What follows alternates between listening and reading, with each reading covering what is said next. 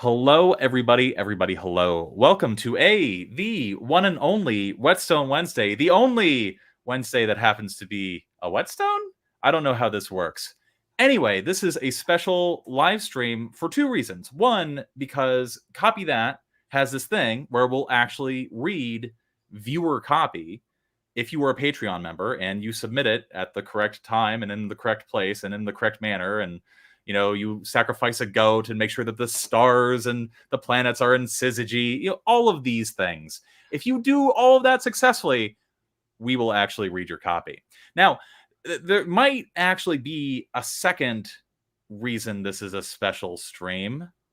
I wonder what it could be. Oh, hey, I didn't see you there. Jacob, how are you? I'm good. Thanks for having me, Sean. Great to be here. Of course. So just to let everybody know, Jacob McMillan is a recent acquaintance. Just to give you a sense of how we met at there's a special club that the cabal of copywriters meet at. Mm-hmm. It's all white males are the only ones allowed inside. And we were, after a heavy session of intense white male copywriting, Jacob and I saw him down there in the showers, we were getting cleaned up, and he was just soaping deep into that ass crack for just an uncomfortably for an uncomfortably long time. It's okay to soak that up and get clean down there, but he was just lingering, and he must have caught me staring and stuff like that because he struck up a conversation. And hey, we decided that it would be smart to collaborate on the YouTubes, and it turns out we liked a lot of the same stuff, Frank Zappa and heroin, all the stuff. And so a fast friendship was formed, and we actually just recorded a large 2-part interview. One half is going to go onto Jacob's channel, which you can see at youtube.com/@JacobMcMillan. This is his channel. It's pretty good. One of the reasons why we actually did bond is because we have a similar aesthetic. We're sort of talking about similar stuff, and we actually kind of are sort of analyzing and looking at copywriting through a similar lens, even though he does hold opinions that I utterly despise and detest. Absolutely. Yeah. We're working on an arch nemesis relationship here. So far, it hasn't devolved quite into the level of violence that we're hoping for, but there's time. There's time, Sean. I'm hoping. I'm truly, sincerely hoping. I actually, Daniel Throstle used to be my arch nemesis, but he and I have actually become friends, and so I'm definitely looking for a new arch nemesis. So. Yeah, I was thinking about attempting an arch nemesis relationship with Daniel, but I mean he's too competent and nice for that. So we need to figure it out. Well, I thought you were going to go in a different direction with that. I thought you were going to go in the whole he's just lousy with nemesis. He's got too many. Honestly, I would be a side piece nemesis if I were to go there, because you're right. He's got a full booking of nemesi already. Wait, what would it be in Greek? Nemesodes, something like that. Hold on one second. I just want to point this out. Ashley, thank you so much for your donation. Really appreciate the support. If you have a random question for Jacob or me, we will gladly deviate from the whack random stuff that we're talking about just to answer any question that you have. So anyway, really quick, where to upload my copy. If you are a Patreon member, if you have Discord, and if your Discord is connected to your Patreon, you will get a magical, mystical bunch of exclusive channels that only Patreon members get access to. There is one specific channel called Exclusive Critiques. You post your copy there, and we will go in order from when I posted and then go down until our time runs out, and we will look at your copy, give you feedback, or we'll do what we normally do, which is run out of time, and I'll be sheepishly oh, I guess we'll get to it next time. Maybe I'll do a special stream. And then everybody is disappointed in me. And it's It's like my previous marriage.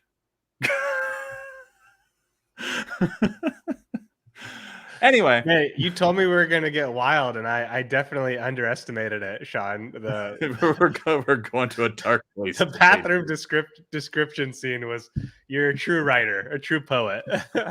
I maybe a madman, definitely a poet. Wonderful. Oh. So why don't we just jump into it and actually start looking at people's copy and talking about it? As usual, the rules for Whetstone Wednesday is this, which is if you have a very specific question that you would like answered, as long as it is not, how do I get clients as a copywriter, we will answer it. You just need to donate at least $5 and we will shift aside. And there you go. Answer your question. Okay. Oh, look, this is copy. Let's zoom in. Enhance. So here's the context. This is an email sequence that is targeted at men 40 to 70 years old, big age range, and takes them to a landing page that tries to get them signed up for a 5-day virtual event that teaches them how to lose weight, build muscle, and improve their health. Thank you for taking the time to review my copy. Hope it's not too bad for my first email. Also, if you're low on time, feel free to only review the first email. Well, if it's your first copy, we'll probably give you some tips that will probably apply to all of them. So it wouldn't really even make sense for us to look at all of them unless there's some broader strategy that you're going for. Now, really quick, some chat. How do I get clients as a copy wronger? Cold email them every single day with the exact same message, but with just FW : in front of it. That's going to work. It's going to work. Do you have any Honestly, advice it might. Oh. How do you get clients as a copy wronger, Jacob? Sheer volume is my recommendation. If you're just starting out, like, you know, sales, no matter what point you are in your career, pitching, client acquisition, it's a numbers game.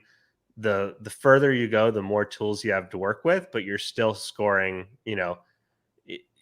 if you're closing 10% of your outreach, that's a great close rate, right? So, whether every person, no matter what your experience, no matter what tools, you're some number of pitches away from your next client. So when you're just starting, it may be 300 pitches, 10 years later, it may be 50, but like, you just got to put the volume in. At least that's the best advice I can give people when they're first starting out, is just create opportunities for yourself with outreach volume, See, I thought you were going to go in the direction that I did, which is to give only bad advice. Only copy wronger advice. Copy wronger advice. Yeah. And okay, let me rephrase that. Spend 40 hours crafting the perfect pitch for one client. Put all your eggs in one basket, and if it doesn't work, give up. Yeah. Yes, that would be an example of doing copy wrong. Indeed. When you originally said volume is the answer, I thought you meant, like, facetiously, just email louder. just stand on the rooftop. All caps. No punctuation, all caps. Yeah. Now, Ashley, autoplay a music when they open the email. I don't know how, but figure it out. Yeah, it's like those old GeoCities websites where it has the MP3 of like a really dramatic piece of music playing in the background the moment you load it. Exactly. Yeah. Ashley, who donated, does actually have a question. Do y'all have a video that discusses copy that, hey, she said the thing, works best with specific intent, like what works best for commercials, information, or info publishing, etc.? Jacob, do you want to take this? Because my answer is going to be no, but. Well, I don't know what videos you have, Sean. So. Well, I mean, I this was my invitation to have you plug your own. To plug my own videos. Yes. That'd be very presumptive of me. But I guess if, again, depending on what stage you're at in your journey, I think initially you want to think of copywriting as principles that apply in all situations, and then learn specific situations based on what you're working on. So yeah, I mean, it is useful to look at if people have specific videos of like how to do a sales page copy or how to do email page copy. I have some content like that on my channel. I recently put out a pretty low priced course that focuses on how to use AI in your workflow for specific applications. So like how to write a sales page using an AI assisted workflow, how to write an email sequence. But wherever you go, like, it's going to be a combination of principles and application. So, and I'm not sure, Sean, what content you guys have on your channel for that. Yeah, we kind of the same thing where it's like we don't have like, this is our YouTube video on how to write copy that works best for commercials. And the reason why we don't is because that just doesn't scale well on YouTube. Like if you release too many of those like hyper specific videos, eventually the YouTube algorithm is just like, I guess people don't want to watch this channel no more. Yeah. And then they stop recommending videos, and then everybody, loses money and everybody cries. And then my butler, who has a butler, can no longer afford a Lamborghini, which is how this copywriting thing works, right? It's how this copywriting thing works.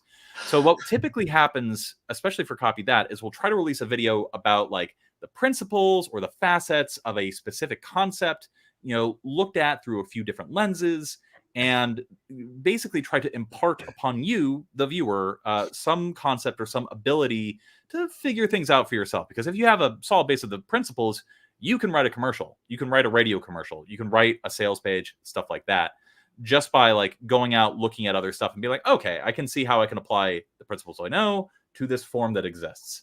And that's typically what happens for most professional copywriters, even if they're working in a genre they've never done before. You bring up a good point though, Sean. Where is the flexing based on how much is being paid to like the team? Where's the person flexing? I pay 5 million in salaries for my team versus all the, this is how many cars I have in my garage. I want to see more of that flexing. I have the highest paid VA in the world, that's the flexing. That's the only flexing I want to see from now on. You know what? I'm going to work on that. I'm going to make sure that all of my personal wealth is being siphoned away in payroll and salary. Yeah, exactly. It's the only way to do it. But just to put a pin in this particular question, we release videos about the principles, the fundamentals, and different tactics as well as strategies that you can use. And then when we do something that's like hyper specific or hyper niche, we tend to do that on the paid side. And we try to just keep that reasonable. We typically release that stuff onto Patreon and bingo bango. I know Alex right now is working on a landing page masterclass. What even is a landing page? It's like 5 different things. So, he's working on that. We have some compliments. Jacob had the first piece of content he ever saw about copy. Then he found copy that. It's like he's watching his 2 fathers teaching him how to use a tool correctly. I love it. I do too. I'm glad. I think I speak for Sean when I say we're both thrilled to get to play a small little role on your journey. Hopefully a helpful one. Yeah. Fingers crossed on that one. You never know. You put stuff out in the world and you hope for the best, and like, my God, that's all you can hope for. I think I'm going to start a series that's just reading mean comments on my Facebook ads, where I just go through the never-ending list of of all the hate content we get as people teaching stuff in this space. So it's fun. Yeah. Oh, I'm sure one day I will actually make money from doing this. Until then, you got the comments. Got the comments. And then one final question. Any chance to get my copy reviewed if I'm not a patron? No, but if you are on our Discord, there is a community critiques channel, and you can ask people to critique your own copy. Rent a Bugatti for your commercial. Yes, it's actually going to be a Lamborghini. And also, Jacob, love your emails. More useful than other copywriters that I'm following. Present company excluded, I'm sure. Oh, my emails suck nuts. My emails are terrible. Thanks so much, though. I really appreciate that, and I'm glad to hear it. Wonderful. So let's actually look at an email. Now that we've hemorrhaged like 7 viewers in the past 5 minutes. All right, email 1. Subject line: reclaim your 20s body by being selfish. And at any point, if you want to jump in to say a thing or make a comment. I like this subject line. The it's a promise, and then you're throwing in this little curiosity hook with the by being selfish that naturally makes me think, what's that? Like, we usually don't recommend to people to be selfish. So I like it. I think it's a good subject line. Yeah, I'm on the fence about the by being selfish, because for me, like, what I have found, especially in direct response, which this is, putting in any sort of negative affect onto your reader, like making them or sort of presenting things in such a way that they associate with any sort of negative behavior or negative connotation, tends to put people off. Like, for example, reclaim your 20s body by being greedy. Nobody wants to see themselves as greedy. Yeah. Reclaim your 20s body by like kicking a homeless person in the teeth and walking away laughing. Nobody wants to see themselves doing that. Yeah. Even if they do have that intrusive thought sometimes. So like, reclaim your 20s body. Got it. Good. By being selfish, I'm a little on the fence about. This is one of those things where it's like, I'm not even sure if it matters that much or like would be worth a test. Totally. But it's just something to think about. I think too, and correct me if you disagree with this, Sean, but I feel like the more copy you work on, the more you get to the point of just realizing everything that we try is a hypothesis, and ultimately the real reader response is what either confirms our hypothesis or shows us we were wrong about our guess, and then you just pivot and do something a little bit different angle. But it's not about perfectly anticipating how people will respond, but you do get feelings like that. I would not be surprised if Sean's absolutely right, and that doesn't, that rubs people in the wrong way. Personally, I kind of anticipate it's going to fledge. It's going to kind of lead into this pitch of like, you need to start investing in yourself at the expense of other things. And that's the angle you're taking. And I could see that being positioned in like a positive way that doesn't, but at the same time, just the connotation of I don't want to be selfish could be enough to make it not worth doing. Yeah. It's just to sum up what Jacob just said. The only way to know anything in marketing is to test. Yep. That's it. That's Absolutely. It. Yeah. But you can make educated guesses by listening to us at youtube.com/copy that during our Whetstone Wednesdays. Absolutely. So, when was the last time you were selfish? You might not know the answer, as many men in their 40s, 50s, and 60s haven't even thought about a question like this in years. By the way, when I do that dramatic breath thing in the middle of a sentence, it means your sentence is too long. Totally agree. Yeah, that's a even if you're not reading it out loud, your mind's kind of like going spazzing out a little bit there. Yeah. Men who do everything for their children, their wives, and for others. So can I make a suggestion right there? Just super simple. I would never have a sentence that's like men who do everything for their children, their wives, and for others. Like, you want to start transitioning into like more direct statements. So like, if we wanted to include this language, what I would probably do is have it like men do everything for their children, their wives, and others. They work long hours, they do this, they do that, kind of break it up into more repetition of like, kind of, you want to build a cadence in there. Anyway, so I would be looking to make more direct, simple statements in this copy, even if we're keeping the same core content. Yeah. I'm going to reserve a comment that I have towards the end of this, because I don't know if I like this hook, this angle of approach in. I think that there might be a better one. Working long hours in your job or on your business, trying your hardest to sustain your family. I've said this before on stream many times. Jacob, since you're new, everybody else in the comments can be like, "Oh, this sentence is doing what's called preposition stacking," a thing that nobody remembers. Let's count the actual prepositions in this sentence. 1, 2, 3. There you go. 3 prepositional statements in one sentence. So here's the thing with prepositions: in, on, about, to, for, etc. Around, beyond. They're confusing as hell. Like, nobody can parse beyond one or two. It becomes really, really hard to parse prepositional statements. Like, don't blame me, blame neuroscience. It's just the way it works. The more like relational things that you have in a single sentence, the more confusing it's going to be. It's just a fact. I'm saying that as though it's a fact. No, it's actually more of just an observation, but I'm going to say that that is a universal fact, even though it's not. Authority. Thankfully, though, after a while, things start to calm down. Your business starts doing well, or you start going up the ranks at your job.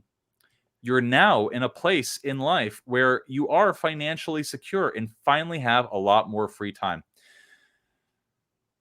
Really quick, we're a few paragraphs in. What is this email about?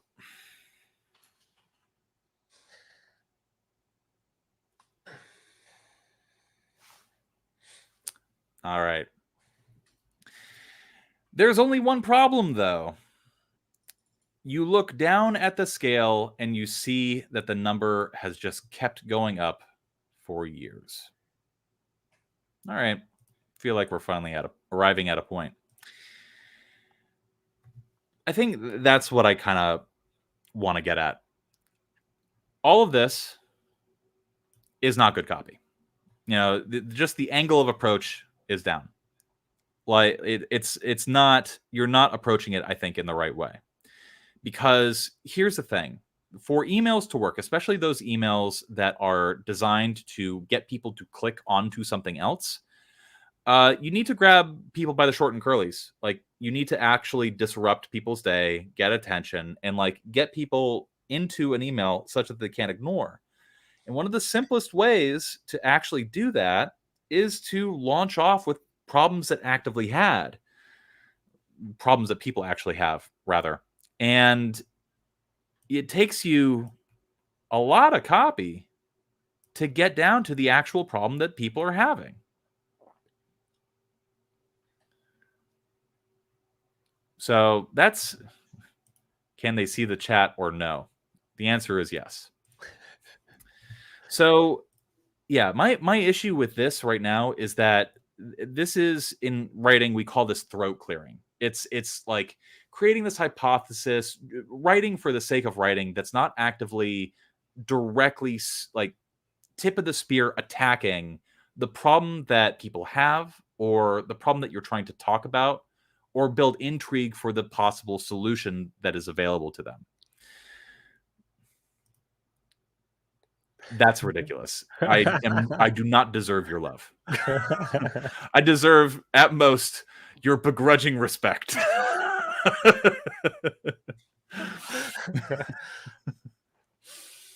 So like to kind of like reemphasize what Sean's saying here. One, I completely agree, but two, like, this would be so much more effective to just dive straight into, you're trying to get this and it's failing. You're trying this, and this, it's not working.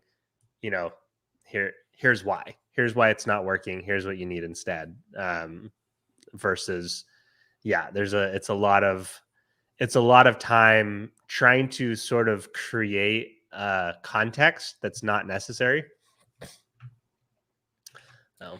Yeah, I want to over here, I'm going to pull up a similar kind of product. And I'm going to read this because I think it's, hold on. Fat burning reset switch. Yes. Okay. Everybody, I want you to close your eyes, and I want you to imagine that you are the type of person that this would appeal to. It's a fat loss product. It's similarly geared to like grab attention. Now, everybody, like, close your eyes and let me transport you with this copy right now. Hi, my name is Shelley Pruitt. In the next 5 minutes or so, I'm going to share an embarrassing, devastatingly true story about my 15th high school reunion. What happened that day is burned into my memory. If I live to be 100, I will never forget it. because that was the day I finally faced the fact that I was 48 pounds overweight and that everyone but me could see it. Sure, I can admit now that my chunkiness was quite obvious. The loose fat hanging off of my arms jiggled when I walked. My rolls of disgusting belly fat looked like a can of biscuits burst open. My neck smothered in doughy fat. But I had been in denial about it, and I wanted Holy to shit. keep it that way. But that night forced my eyes wide open. I had to face the truth. God damn, that is good copy. It's not good if you're into the body positivity movement. But in terms of like copy that like grabs, like arrests people, grabs attention, and sells well, that's good copy. And like listen, It's playing directly into that feeling of shame that motivates behavior for sure. yeah. And listen, in copywriting, everybody sort of gets to write their own sort of moral compass, their own rules about like where they go and what they do. So I don't want you to I don't want you to hear what I'm saying as me being like, hey, make fun of fat people in your emails. That's not what I'm saying. No. Do not do that. What I want you to understand from this example is in order to get attention, you need to build a provocative, arresting picture of people's problems and how they feel emotionally in your It's copy. especially when you're working on a product that is a like common commodity product in the market. There's 1,000 products all trying to focus on the same selling points, the same goals and outcomes. You have to be visceral. Like you have to really connect and shock people out of like, like that copy, especially today in 2023, coming across that, it's shocking. It makes you tangibly cringe, to read that language. And that's the emotional impact that you're trying to have with copy, and that you have to have to sell stuff in spaces where there's a lot of competition, like that. And it doesn't mean you have to do it like Sean's saying exactly that same way, leaning into those same things. You don't have to work on fat loss products. There's a lot of different products you can work on, but that impact, that like fuck, like as you're reading it, like that's what you're aiming for. Yeah. And that's And honestly like, sorry, and after that you. was within the first like 15 seconds, like that, she didn't, like whoever wrote that, like they weren't building up to that over the course of 5 minutes. That was in the opener. Yeah. It's honestly, I think it's a testament to like the power that good copy can have. Good copy makes you sit on the edge of your seat. Good copy cannot be ignored. It's honestly like, even if you don't like the message, you just have to keep reading it. And so that is my advice to you, to really start thinking about like, how do you disrupt? How do you get attention? How do you stand out? How do you like make people think about their problems in a way that encourages them to seek a solution, specifically the solution that you're selling? That's what you're trying to do here. Really quick, we have a couple of comments. I would guess that there's a sufficient market for overweight prospects that haven't bought into the body positivity movement. Yes, quite possibly. Paul is just being funny here. Yeah, it's astoundingly brutal. This sales letter is called the Fat Burning Reset Switch. It was a ClickBank offer. I'm not sure if it's still up, but it is in swipe files that you can find out in the ether. Most direct response copies not going to be targeted to SEO keywords, unless I'm misunderstanding that question. Yeah, no, you are absolutely correct. This is not, most sales letters are not things that you are able to search for ever. So, yeah. And that's done purposefully, by the way. This creates a philosophical problem which no one really talks about. The reader will relate and ask themselves, is that also me? The whole point of creating an avatar in a piece of sales copy is to create somebody that a person can sort of project their own feelings, values, notions, identifications, fears, desires, etc. into. That's the goal of creating a good avatar in good copy. Yep. And people just love you. They think you're adorable. They eat you up. There's a good quote I was just talking about this morning from Blair Warren about what motivates people to do stuff, and it kind of covers that. People will do anything for those who encourage their dreams, justify their failures, allay their fears, confirm their suspicions, and help them throw rocks at their enemies. And so, like in that particular copy, it's like a combination of confirm their suspicions. So they're suspicious that like other people are looking at them in this negative way, and this copy is trying to lean into that and confirm that, and like jolt them into taking action on buying this product for a change. But there's lots of different buckets that can fit into. I would imagine that copy, as you go through, there's going to be each one of these things. It's going to go into encouraging their dreams of being like body, height, weight, proportional, or being fit, being attractive to your husband again. Yeah, it's going to justify all the reasons they've gotten to this point and why it's not their fault. It's because you didn't have these things that we're about to sell you. And it's going to help them throw rocks at all the different industries that have sold them things up to this point for dealing with this problem that it haven't actually worked, So. Yeah. And that's the psychology here. It's all designed to create a situation in which your natural objections and your natural desires are sort of play out in almost dramatic fashion. Good copy does that. And what's interesting about good copy is that it plays with the frames a little bit. Like, for example, that sentence, everyone but me could see it. Like, how terrifying is that? Like, one of my personal anxieties is that when I'm speaking or when I'm talking in any sort of like crowded room of people, everybody else is listening to me and just thinks that I'm a bore or like a rude, obnoxious asshole. And like, that's one of my deepest anxieties. My way of overcoming that anxiety is by leaning into it and just admitting that I am and, rolling with that. So in terms of this email, I think we've given enough good comments that would apply. The best piece of advice that I have for something like this is, when it comes to emails, especially email lifts, what is a lift? In email marketing, there's a specific type of email called a lift, and the whole purpose of a lift is simply to get attention, build intrigue, and lift people. That is, get people to click onto a sales page. Now, here's the thing with a lift. You really don't need a lot of copy. You don't really need to sell people and stuff. You don't even really need to reveal the product. You just need to get people to click. However, that's necessary. The best framework that I've personally found for those types of emails is very simply disrupt, D, intrigue, I, and then ask for the click, C, DIC.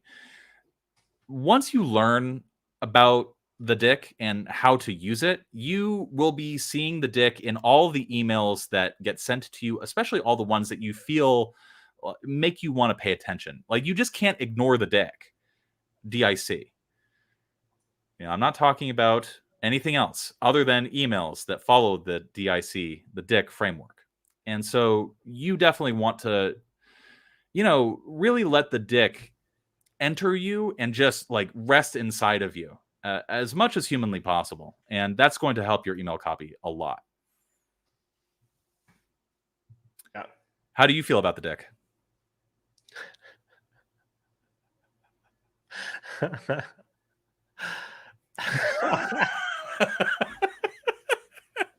Oh my God. 10 for 10 question, honestly. But yeah, the best suggestion I can give for this email is, it feels like you tried to sort of write this from scratch based on principles that you've been learning, which is fine. But what I would really recommend doing, I don't really ever write copy from scratch. If I'm writing anything, I go try to look at like the most successful competitors in the space, see what they've spent millions of dollars testing to find that works the best, and then sort of reverse engineer that and do something similar, but adjusting it to, so what I'd be doing is I'd be looking at like, what are some of the most successful men's loss stuff, or men's weight loss stuff? what are the email sequences they're using. And then I'm going to go in, I'm going to reverse engineer that framework. And I'm going to ask myself, like, what is the most like visceral feeling that men in age 40 to 70, whoever the prime buyer is here, what's the most visceral feelings that they're having? And how can I lean into those specifically in this framework that I'm pulling from these other successful sequences? Yeah, I think that's good advice. Also, apologies. Oh,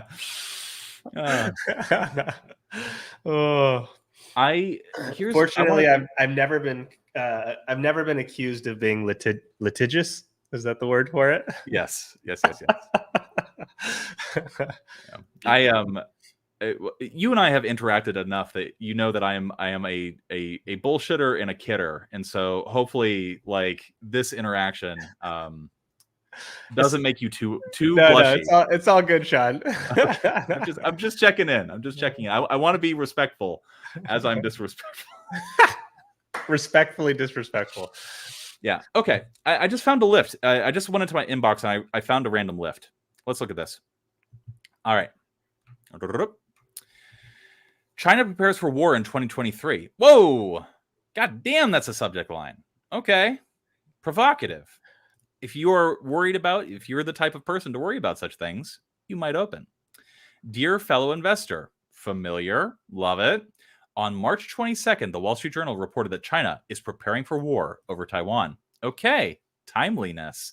On March 29th, Foreign Affairs reported Chinese leader Xi Jinping, Winnie the Pooh, says he is preparing for war. Okay, doubled up on that proof. Those who aren't prepared could lose everything. All right, we got disruption. D. We've got intrigue. Could lose everything. How? Why? How do I protect myself? Now is the time to act. Here are 3 steps you should take to prepare yourself. C, click. D, I, C. Boom. And if you click it, you go to a sales page.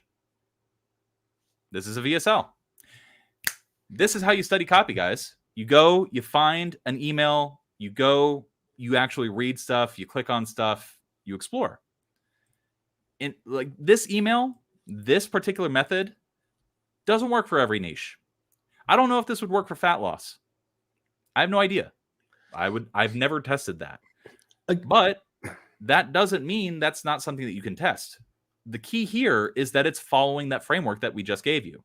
D, I, C. You don't need a whole lot of copy to encourage somebody to click, especially if they're the type of person, especially if, as Jacob says, there's a product market fit. And something to keep in mind too, because I would imagine a lot of people who are going to watch this video are on the younger side.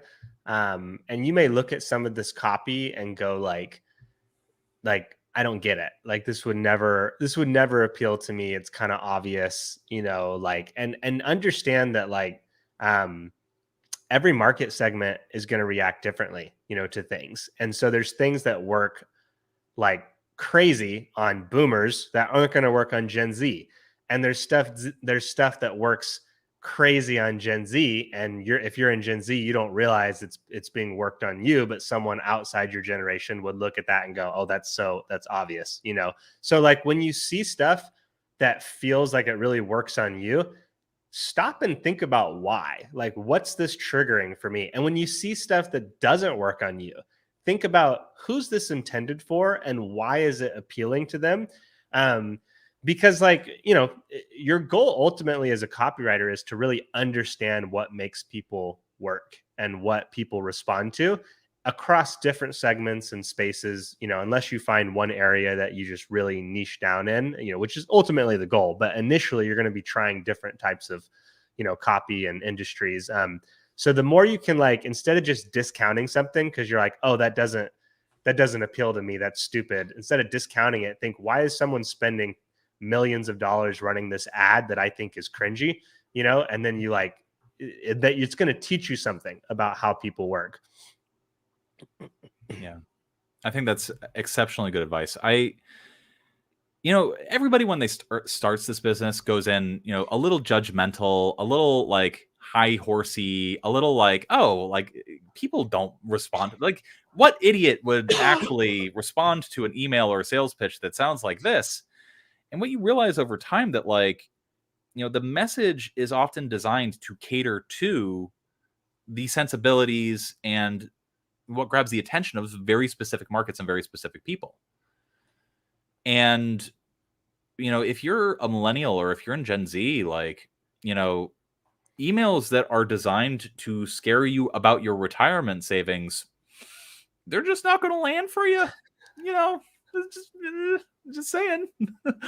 Like, you're not going to have this overwhelming anxiety about the status quo of things constantly tumbling down around you. You, a Gen Zer, might wish to destroy the status quo. You are in a different stage of life, my friend. So it's important to go into studying copy and try to be as non-judgmental as humanly possible. Pretend you're at a swingers party is what I'm trying to say. Just go with the flow, just let whatever happens happen. 10 for 10. Jacob, are you regretting going onto the stream? 10 for 10. Hey, I like a swingers party as much as the next guy, Sean. It's big saying. Oh, it's the smells, man. The smells, I'm telling you. Oh, goodness. You caught me on a day where I'm feeling especially spicy, so perfect. Yeah. Let's move on to the next one. So hopefully that helps you with your email copy. Let's move on to an actual like homepage landing page. This let me pull up the context for this. Oh, this is from Laura. Laura is delightful.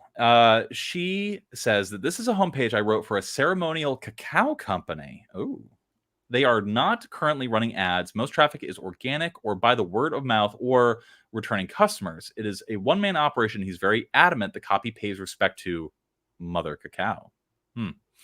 A lot of people, by the way, everybody listening, like, you are always going to work for clients who like have a very specific thing that they want their copy to do. Just, even if you know that it's stupid, even if you know that it doesn't have good persuasive principles, just do it. Your job is first and foremost to make your client happy and then to get the prospect on board. It's not the other way around. And you will find that you will have a much more, how should I say, seamless and pleasant career if you spend a little bit of time making sure that your clients are always happy first and that you are meeting their expectations. As a service provider, as a professional service provider, your client is the person paying you, not the person you're writing the copy for. One thing I recommend doing is if your client wants something that you don't feel is going to work for them, respectfully tell them like, hey, I think this isn't going to have the result we want for this reason. That said, if you want to run with that anyway, I'm totally happy to do that. Like, you want to give a little pushback, which will help establish you as an expert in the relationship. But then if they say, I hear that, I want it anyway, do it. Like, at that point, they're the one paying to have it done the way they want. You getting the best possible case study out of this is not the priority. Making your client happy is you can write the highest converting page in the world, and if your client does not publish it, it doesn't matter. Yeah, that's. I've had a lot of experience with that in the direct response world. Like, for example, we ran a sales letter for a coaching product, and we did one mailing of it, and it sold like $1.7 million on just like the first email blast that went out. And the guru, I guess, despite all the review processes that led up to the finalization, that's the sending of it, he finally, I guess, read it, and then he was like, what the hell? And absolutely demanded that the copy stop being run and that the copywriter who wrote it be fired. You read this copy and you go, this is not that bad. This is actually pretty good. This actually feels like good copy. But you know what? clients, they are capricious, they're whimsical. Sometimes they'll be in one mood, sometimes they'll be in another mood, and you'll show them two things, and even if it's the same thing, they will have different opinions about it on different days. Such is the nature of being in the service business. Yeah, 100%. A good friend of mine who does Facebook funnels, he helped someone sell out the launch of their product. It was like 500 units. It was a physical product. I think it was like a $250 price point. Like it was over 100K for this launch. Did it, and then they were like real unhappy with the funnel after, because they wanted the funnel to be all about them and their brand, and it was too customer focused for them. And so they like basically fired him, sold 23 total units over the next 2 months, and then tried to like steal the assets he'd created and rerun them. He had to like send him a cease and desist. But like, one thing you will learn working in this space is that entrepreneurs are not any smarter than anyone else. If anything, they're just a little more narcissistic than the average person, because you got to have a little audacity to bet on yourself. So, but yeah, it's wild. It's wild, but you have to, at the end of the day, a lot of the times the first person you're creating for is the client. And then if you can make something that's useful to their audience as well, even better. It's funny that you say that. I actually, I did an interview with Rich Sheffrin, which is available on the Copy That YouTube channel. And I asked him, what is the most common characteristic that all really great, not good, but great copywriters and marketers share? And he said, at least a little bit of narcissism.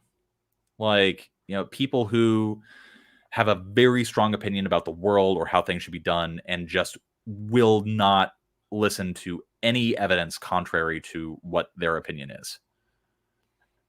And you know what? Like, there you go. It's kind of valid. It takes a certain type of mentality to be persuasive, and you kind of have to be persuaded yourself to persuade others. And so like, you kind of have to be able to lock yourself into a fixed mentality, even temporarily, which comes easier to narcissists than the average person, because they kind of do that anyway, without meaning to. But yeah, I would completely agree with that statement. Yeah. Really quick, is it fair to say that it's a balancing act between crafting effective copy, making sure the client is satisfied with the copy? Yes. I would say not to think of it so much as a balancing act as so much as like aim for what you think is going to work. And then when there's conflict with the client, aggressively pivot to make the client happy. Like don't try to do minimal changes. Like, and this is the other thing too, listen to what a client shows you, not what they tell you. So this is something like in my questionnaire that I send out. If you Google copywriting questionnaire, you'll find mine there. You can grab it. But like one of the things I had to add later in my career was like, I would ask people to tell me what they wanted for their copy. Like, how do you want it to sound? What tone do you want? How do you kind of want to approach it? It was almost what they actually wanted was almost never consistent with how they perceive themselves, what they perceived themselves to want. So what was a much better question to ask was, send me examples of copy that you like and want to emulate. Not perfect, but what I would often find is people would say, I want really fun, casual, bold, aggressive copy. And then they send me the most formal shit I've ever seen in my life, and that informs me that there's a disconnect between who they think they are and who they actually are. And in that case, I'm not trying to balance anything. I'm doing what they showed me they like, and so anytime you hit that conflict of what you think's going to work, like go all out on making something you think's going to work that is hopefully consistent with the client. But then if there's pushback, aggressively pivot to make the client happy, because they're the ones paying you, Yeah. That I think is extraordinarily good advice. It reminds me of what is the statistic? 78% of people think that they are of above average intelligence. It's like you ask the random, I forget. I read the statistic recently where it was like 87% of people like hate some specific marketing thing, but only 26% of people actually like lived in accordance with that. Yeah, marketing makes you cynical about this kind of stuff, and managing clients is 100% using a lot of the same principles that you do in copywriting. A lot of it is just listening to the people that you want to pay you and then giving them what they want. And this kind of connects back to the moral gray area that is a lot of marketing and copywriting. Is like, to me, like it's when you actually get into human behavior, I'm thoroughly convinced everyone has a price, and we all just work on short-term personal incentives for the most part. And we can think that we're above that, but at the end of the day, we all have something that, like, if someone flashes a certain number in front of us, we will adjust our beliefs to justify us getting what's in our personal best interest. So there's kind of that, like, that gets into a whole other category there. But we're all driven by our own personal incentives, and you kind of have to be conscious of that and interacting in this sphere, both for yourself and the people you're working with. Yeah, I think you are absolutely correct. And I could go down a whole like hour-long rabbit hole of just talking about that, like the ethical lines in copywriting, at a certain point, like where are they? Yeah. And the nice thing is it's a big world with a lot of offers, and you can absolutely build a career only working with offers and brands that you personally feel comfortable with. I'm extremely empathetic. So, like, regardless of what my morality is like, I can't do stuff that I personally feel is very exploitive to people, to individuals. I don't need to, like, there's plenty of projects I've been able to work on and will continue to work on that I feel are in people's best interest. Like, at the end of the day, you're convincing people to take an action. So you can always stick to the actions that you feel like are in their best interest in the first place.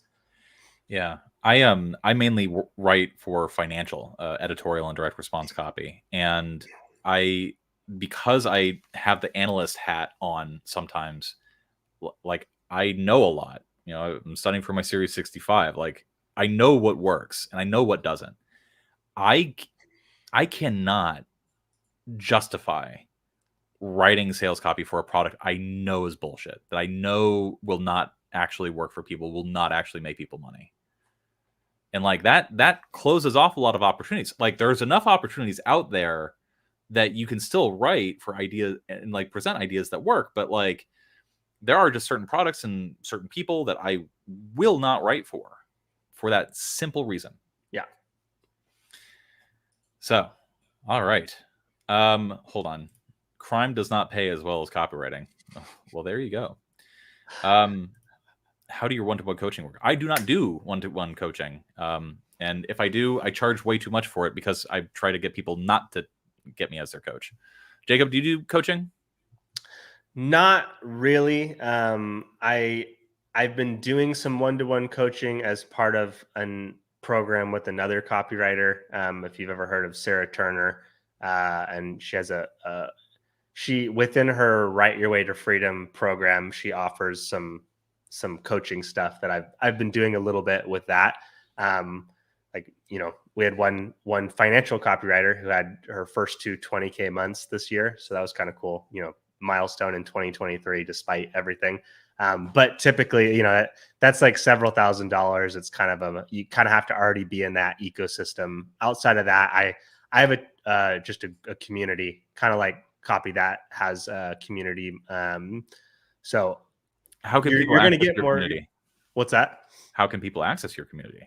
Oh, you can go to. We're doing a marketing thing here, by the way. Yeah. All right. Here, I'll put a link here in the chat. You can join. I'll put the one with my actual page here. So you can join via this link. It's on my website under the community tab. Here's the direct link. Throw it in the chat. We're kind of focused on like group. It's not one-to-one. We do kind of group experimentation. So we've really been focused on like trying to explore different marketing processes in real time, all of us working on a similar project, plugging in AI tools, seeing like, does this actually get results or is this kind of all bullshit? Right now we're building a Facebook funnel for, it's not letting me, my comments are failing recently. But if you go to jacobmcmillan.com and click the community button or /right-minds, you can find it there. For some reason, my comments aren't uploaded. You can filter your way through the funnel by going to his YouTube channel. Yeah, That's the only that thing too. that I have the link for. That too. Sorry. Yeah, experimentation. That makes sense because of how well you rolled with my swinger party example earlier. So excellent. I'm a holistic experimenter, Sean. I don't know what that means, but it sounds kinky. So let's actually read some copy and give some feedback. New term of the day. Holistic experimenter. I mean, you know what? That's better than pansexual. You know, hiding your kitchen utensils and everything like that. It's just, it's tedious. It's a lot of work. Anyway. Misperception. Funny branding. I like that. I tend to lean away from puns in branding. Just because I think that like rhetoric should be invisible. But that's interesting. Cacao ceremonies, plant medicine education, Costa Rican cacao, Peruvian cacao, hero image. I like this hero image. In terms of just design, I wonder if I shrink this. Okay. Yeah. So you always see the text. That's good. I'm wondering if this would be better here. I'm also wondering if that matters at all. Heart opening ceremonial grade cacao. Embrace clarity, presence, and love with heart opening ceremonial grade cacao. In terms of a landing page or homepage, what do you think? I like it. I think it's specific enough. I'm guessing this is kind of like, because it's the shop now, I'm guessing this is kind of like an e-commerce type store with multiple product listings. Honestly, homepages are not particularly critical to the buyer journey when it comes to these. The product description page is a lot more important. Yeah, I agree. And I think the homepage does it. I think the homepage does its job. It contributes to the branding. It's still specific. It's not super vague. Like I get from that header that like, if I click this button, I'm going to be browsing some products, yeah, I think, whether when you have only 2 products on the shelf, I don't know that I necessarily would take that buyer journey approach versus just like covering both products or maybe like a founder story or something on the homepage. But if this company had 10 products, I think this is a great page. So it's probably headed in that direction. Yeah. I think, everything here is fine. I would, over time, like if possible, try to put either a Google tag or something like that to actually see like how many people actually click this. Throw a heat map on here to see how many people actually like scroll down to see these. Before you get to the product descriptions, I'd probably put some sort of social proof here, either testimonials or some indication that people actually like this stuff. That would go right here before you get into the actual products. I might even like move this up a section. I think the biggest issue that I have with this is this right here. And just because I know it's hard for you guys to read this, let me see if I can zoom in. Learn about plant medicine, add your email for the latest products and plant medicine education. Jacob, I got to ask you something. Do you wake up in bed naked, sweaty, and do you just rip the sheets off? Do you bound out of bed and go, God, gotta learn about plant medicine. I need the plant medicine education. Every day, Sean. Every day. When you are trying to get people's emails, offer them something they want. And it doesn't need to be complicated. A discount works, 10% off your next order when you sign up. That works, not saying it's best by test. I'm just saying like that tends to be better than something that feels like a lot of work. So in general, I would lean away from anything that feels like, hey, sign up for this list and I will educate you about this thing that you probably didn't want to know about in the first place. So just keep an eye out for that. Paul suggests I would change that opt-in to a pop-up and add a discount code. Yeah, absolutely. I think that would be a better approach to that. And Laura, for this particular page, this particular person, like obviously this client is probably going to have some opinions about what they want to offer and what they are willing to allow you to do. And so just approach that topic gently, because they might have a very specific like thing in their mind, like, oh, but I want to spread the word about, herbal medicine and like the power of ceremonial cacao. And you'll be like, that's great, but you catch more flies with the sweet stuff, not honey, because we're talking about cacao. So I guess it would be chocolate. So that would be my advice there. Similar to Paul, discount code is totally fine. And that's a good way to get emails, because then once they're in the funnel, once they're on the email list, then you can have an indoctrination sequence where you actually get people excited about learning about plant medicine, cacao ceremonies, things like that. So someone mentioned struggling with product description pages. So I just wanted to, I can't send, for some reason I can't put the link in the chat, but if you Google website copywriting, you'll see on the front page I have a guide to website copywriting.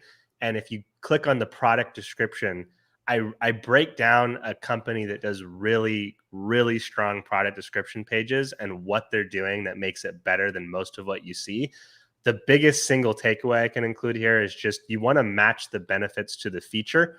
So you want to say, here's the benefit you get from this feature that we've added. A lot of companies focus on just the features or just the benefits, and both of those are kind of, when you're talking about a physical product, you need both. You need to focus on, here's why this matters to you. No one cares about your unique, cotton like spinning process. They care about how soft the shirt is, so you lead with that and then explain, we get this by this unique method or feature that we incorporate.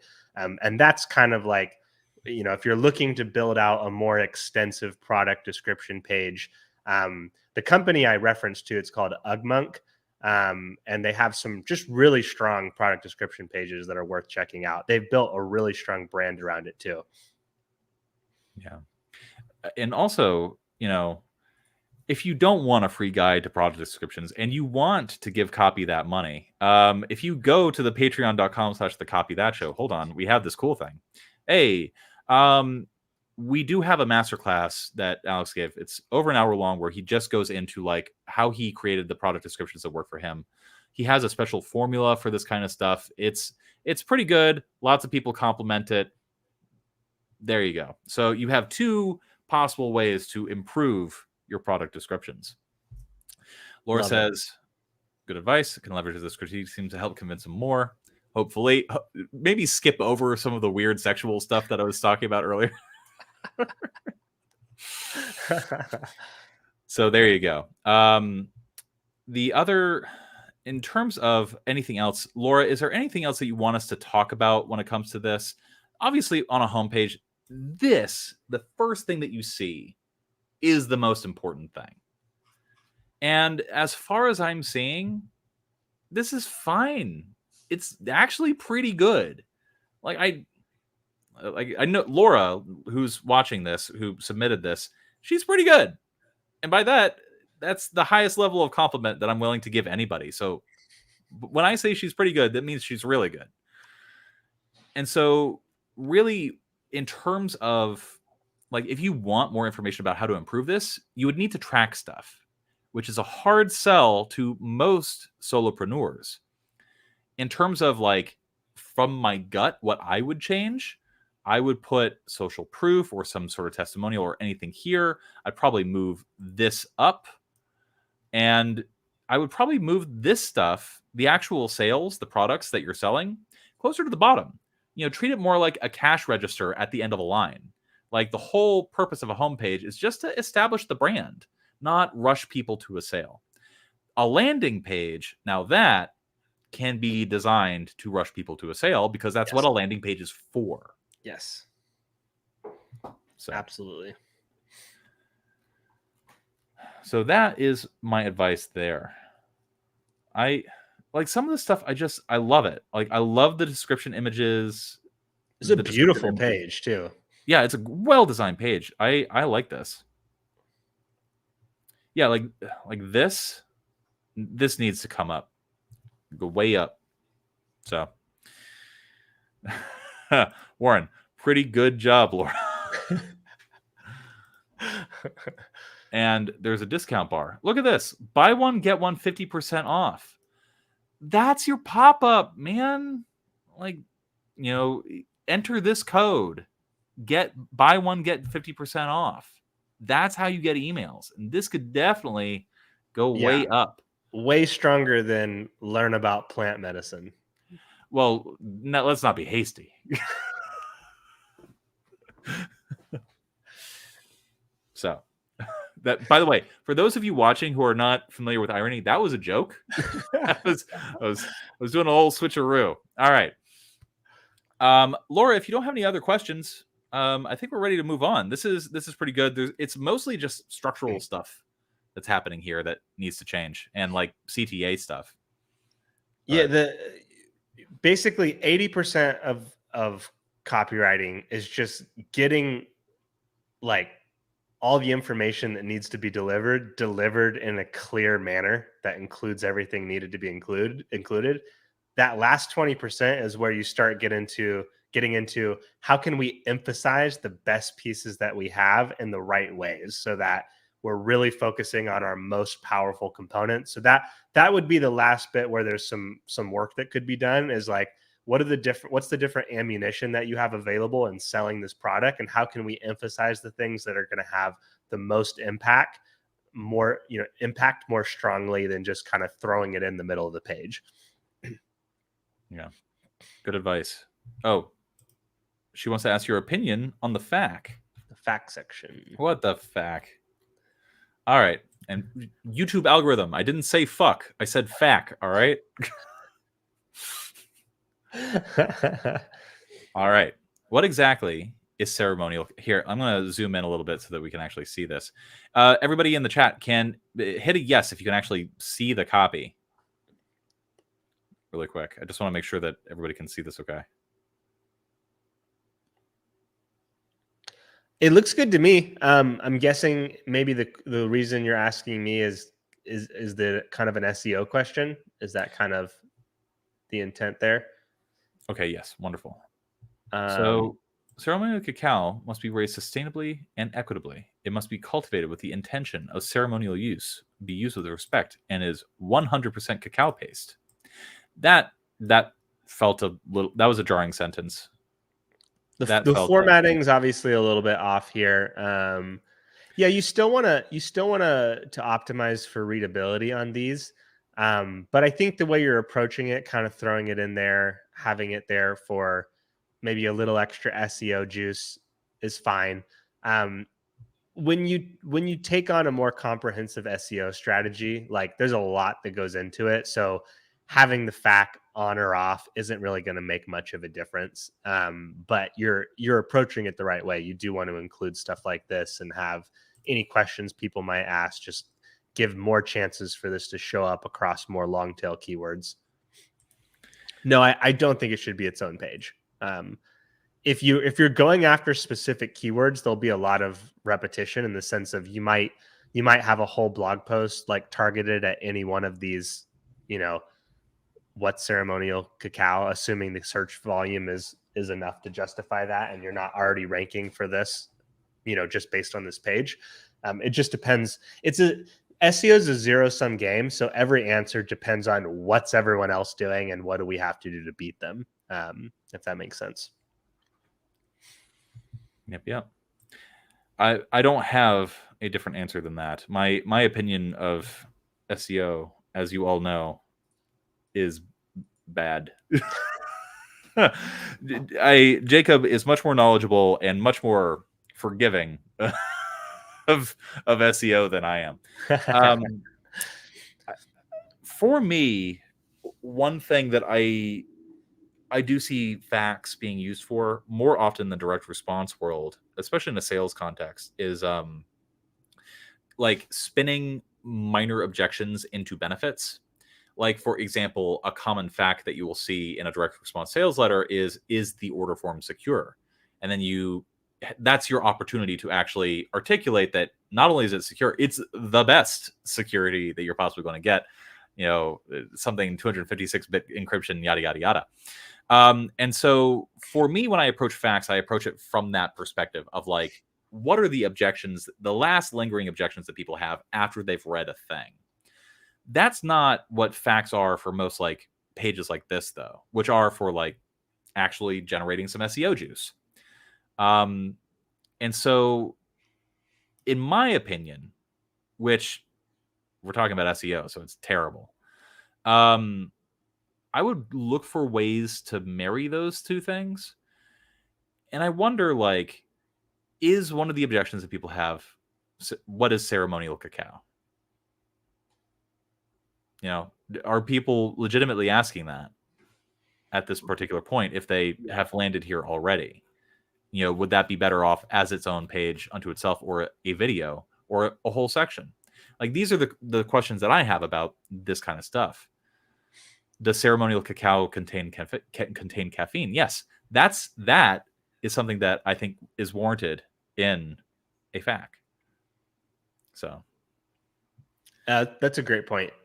I think if you're not really doing additional blog posts around this content, keeping that what is it in there may make sense from an SEO standpoint. You have the chance to rank for when, you know, if I were to Google that right now and see no one's specifically targeting that, we throw that in the fact, maybe it picks up some traffic when people do search it. So it's probably worth including, but from a conversion standpoint, yeah, that's not doing any legwork for you. But it's positioned to not really be in a spot where you'd be trying to do legwork in the first place. So it makes sense. Absolutely. And then Paul is just recapitulating a point that I have, that a fact can serve as like a secret PS, you know, basically overcoming objections. We do have a random question. Person watching now or in the future, we generally don't answer questions out of turn. We're going to do that now. Normally, we require at least a $5 donation before we go on to a non sequitur, but we're in the transition to the next piece of copy, so we'll answer this. I am providing email marketing services and campaigns, but are there any bonuses that I can add to my offer, like a swipe file, audit, etc.? Well, you wouldn't add a swipe file to the person that you're pitching. A swipe file is for you. You know, that's what you use to refer to, like, oh, I need to write an email about butt pimples. I wonder if I have any butt pimple emails that I've saved over the years, as one does. That's what a swipe file is for. It's for you. In terms of email marketing services and campaigns, you think about like what all logistically is entailed by email marketing. So what would that be? That would be email copywriting. That would be list management. That would be operating the ESP, or email service provider, or CRM, customer relations manager. I always forget that particular acronym for whatever reason. Email sequences is a related offer. You can also do different kinds of campaigns. Like, hey, you know, I specialize in this kind of campaign, but if you need a re-engagement campaign, I specialize in that too. And then all of a sudden you have this additional thing that you can throw into an offer. Guys, the single best thing that you can create to help close deals is like a case study. If you've gotten real results for a client, break that down into a really extensive like case study of here's exactly what we did. Here's what we were trying to do. Here's what we did. Here's what didn't work. Here's how we pivoted to get the thing that did work. Here was the exact number results that we got. And here's the thing. If you don't have that yet, go like make a bullshit one about a big company that everyone knows about. So like one of the most successful case studies I've ever seen in the space was this guy who went and did this 10,000 word breakdown on how HubSpot used content marketing to grow. He had no behind the scenes data about HubSpot. He just made this thing so ludicrously detailed that it was just had this big wow factor. And he's leveraging brand equity from HubSpot because everyone knew who they were. And he closed over $100,000 worth of content marketing gigs off of his breakdown of this company that he wasn't even involved in. Just because, like, when people watch you breaking down how a result was made, it makes them feel like you know how to get that result too. So whether you do it for your own project or you go do that for some big brand everyone knows about, like, if you can create something like that to go along with you pitching your services, huge accelerator.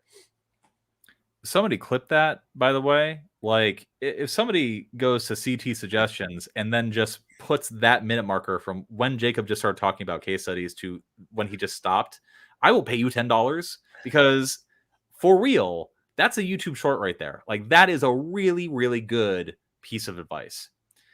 So there you go. Now, no more non sequitur questions, off topic questions. We do actually have copy that we need to look at. So we shall progress. If you want us, if you person reading or watching, people are watching this. If you person watching this want us to answer an off topic question, donate $5. I need my butler's butler to afford another Bugatti. So like Jacob was saying earlier, my payroll, it needs to go up. And the only way I'm going to do that is with $5 donated on YouTube. Anyway, so this just simply says Amazon, RIOA. So Jacob, just so you know, one of the pieces of advice that we give to people when they sit down to write basically anything is, think of your one reader, think of your one idea, think of your one offer, and think of the one action you want people to take. Mm-hmm. And if you can just get all that dialed in, you pretty much have the structure of a piece of copy basically baked in. Love it. So for context, the reader is smokers who have been smoking cigarettes for a long time, want to give it up. Idea, give up smoking for the last time guaranteed if you are serious about it. Offer is 60 Vicebreaker capsules for $60. So $1 a pill, not bad. Action for and by the way, another way to dimensionalize that is not only is it $1 a pill, it's probably going to be less than one of these is going to be less than a cigarette. So just work out the math. Action for the reader to click, add to cart, or buy now. Context. These are 5 bullet points for the product description of the pill capsule sold on Amazon. Here's a link to the product. Okay, let's actually look at it. Okay, Vicebreaker. Okay. Bullets. It works. How does it work? Are there side effects, benefits? I already don't like these bullets that exist, so I'm guessing that this is going to be a rewrite of this. Yeah, these are objections. Like, what you want are the sort of benefits, the features, the advantages, the deeper benefits and things like that to be bulleted out here. Like, if there's like some sort of proprietary technology in this, like, mention that up here or allude to it before you go into it in more detail later. Yeah, that's what you want for these boxes at the top of a product description. You've written a lot of product descriptions before too. Do you have anything that you would want to add to that?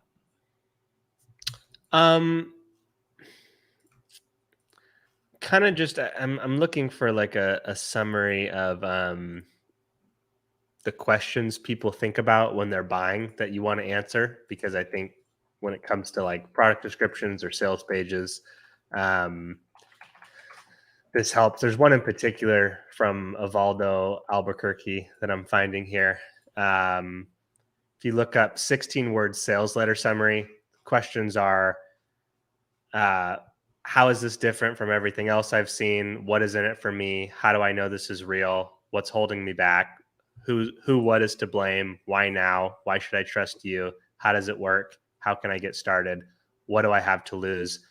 How does it work is all the way down at number 8. So like, we don't start right there. We want to start with the other stuff. We want to start with why is this, why is this different than all the other things I've tried, and get into that before we get to how it works. We need to convince people that our method is going to work, and then, or that what we're selling them is the answer to what they're trying to do, and that we're the best people to give it to them before we explain how it, the details of the specifics, because if they don't actually think if they're not sold on the message or the outcome, they don't care about the how.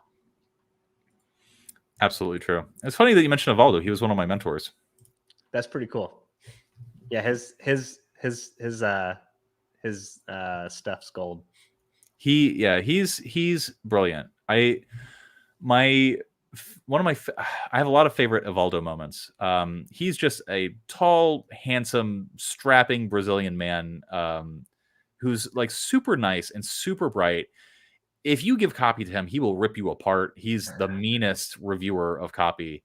Kyle Milligan has a lot of stories about that, where the first piece of copy that Evaldo ever critiqued, like Evaldo in his thick Portuguese accent was just like, "This is the worst piece of copy I have ever seen."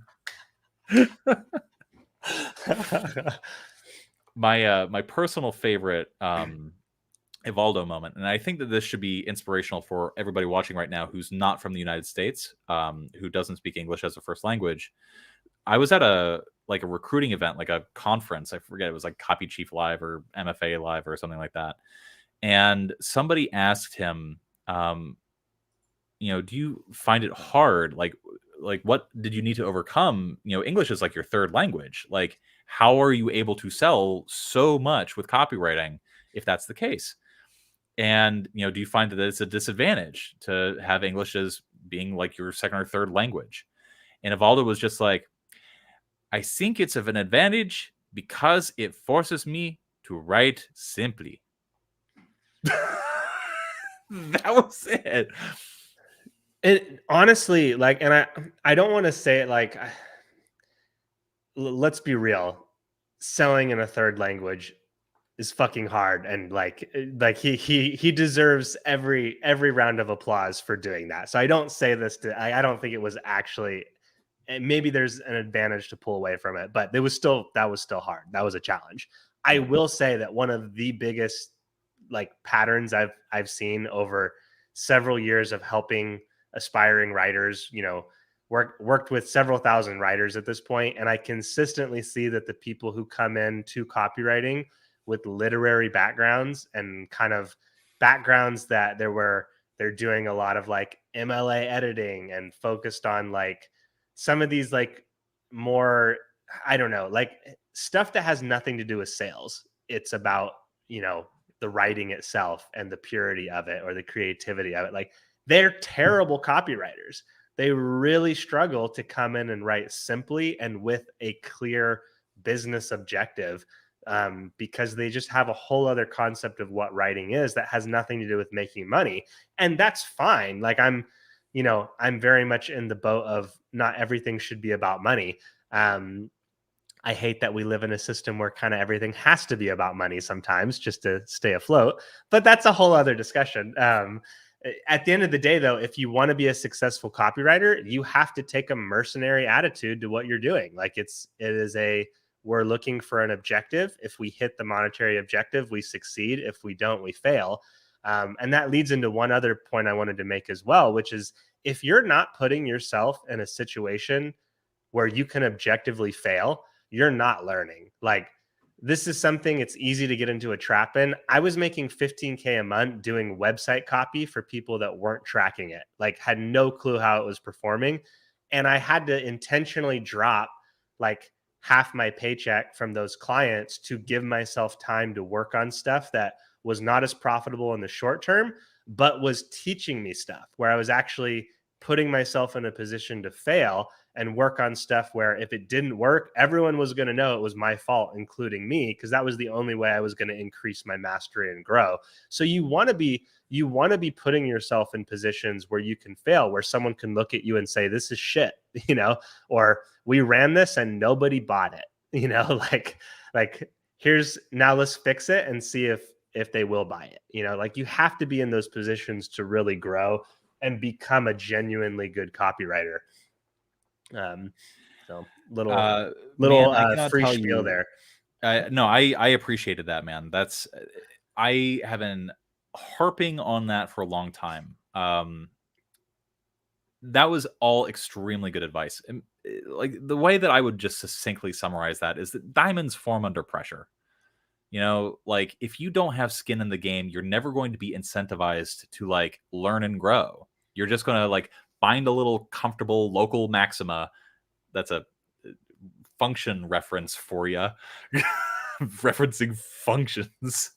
What even is my fucking life?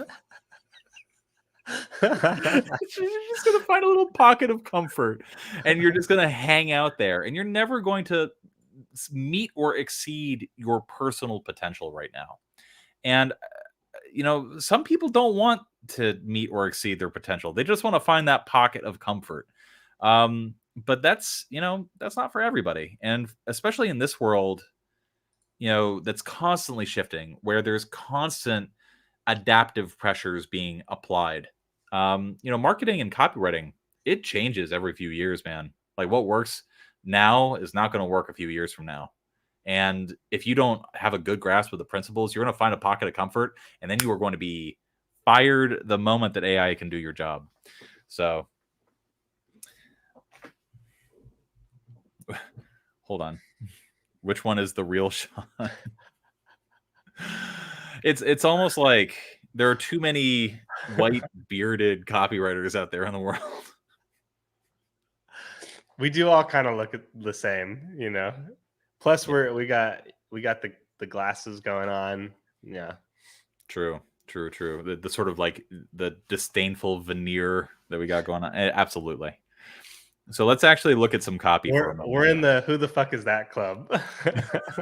I think I need to have more women. Like one of the reasons, one of the Copy That's partners is Lindsey. She and I have been business partners for a long time. I love, she and I are just like totally on the same wavelength. But I really, I value her being on these streams a lot, because I have a feeling that a lot of the stuff I say lands differently when it's a woman who's saying it. And there's also going to be different takes. Like honestly, the freelance market, this is something I really learned when I launched my first community, and I was working a little more hands-on with people. And like the shit that women deal with, like posting on LinkedIn, even like the shit they get in the comments, the disrespect that some of them get, even as like well-established professionals in the space, is stuff nobody has ever like thrown at me, and there's stuff that comes in that. There's also things that angles you take with writing, whether it's from the experience of building a business or writing copy. There's a lot of insightful things that you're not going to get from guys who all look like us. Speaking of, I'll shoot you over an email with and intro you some people who I think would be great fits to be on the show. I would love to meet them and interact with them. That would be delightful. Maybe we can do like a big panel discussion or something like that. That'd be fun. That'd be fun, as long as they're okay with me making like swinger party jokes. Just putting that out there. I am a walking HR violations. I interviewed another marketer by the name of Amanda Dobson. Her interview is on the Copy That YouTube as well, and she is just one of the most brilliant and driven marketers that I personally know. Just absolutely brilliant. And she talks to me about how like there's so much pressure and there's so much anxiety, especially for her at like speaking events or arrangements or stuff like that, that she like skips most networking things and just hides in her hotel room, because like there's nothing good that can come from her ever interacting with like other marketers in a shared space. What's going to happen? She gets drunk and makes a fool, and then she's going to be judged much more harshly than a man. Like, oh no.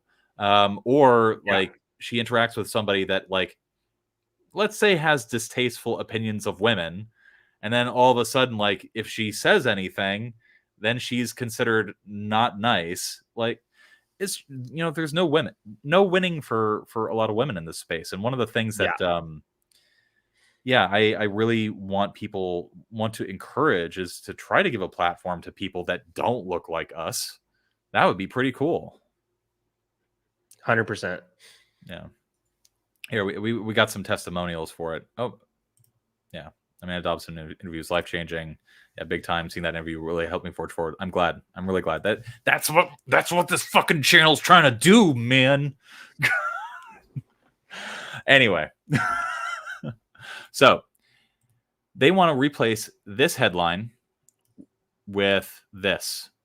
Vicebreaker. Quit smoking for the last time. Stop smoking within 30 days. Cleanse, detox, and repair your lungs. Clear mucus and eliminate smoker's cough. 100% natural without any side effects.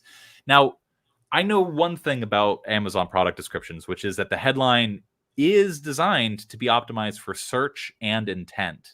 Mm-hmm. So what do you think of this? And compare it to, well, it's a little different, but it's not very different. I don't really know what the search terms are for this. So that's the first thing I would be asking would be, what are the search terms we need to include? I don't like, this is all outcome focused, which typically is good for a headline. But if you're trying to get like, I feel like there's probably a main search query for this class of product that probably isn't being included here. That would be my only thought there. Yeah, it really look for and try to understand what people are searching for and what this comes up for. You know, clear mucus. I'd also be curious if this is like FDA compliant. I know if it was saying stop. I know if it was saying stop drinking, it wouldn't be, because I'm working with a client like that, and they're having to, we've been redoing all their copy because they're not allowed to say quit drinking anymore. But it may not apply to smoking, but that was just a thought that came to me. Yeah, health supplements, like, they get real tricky. Like, I'll give you an example for something that I know for a fact.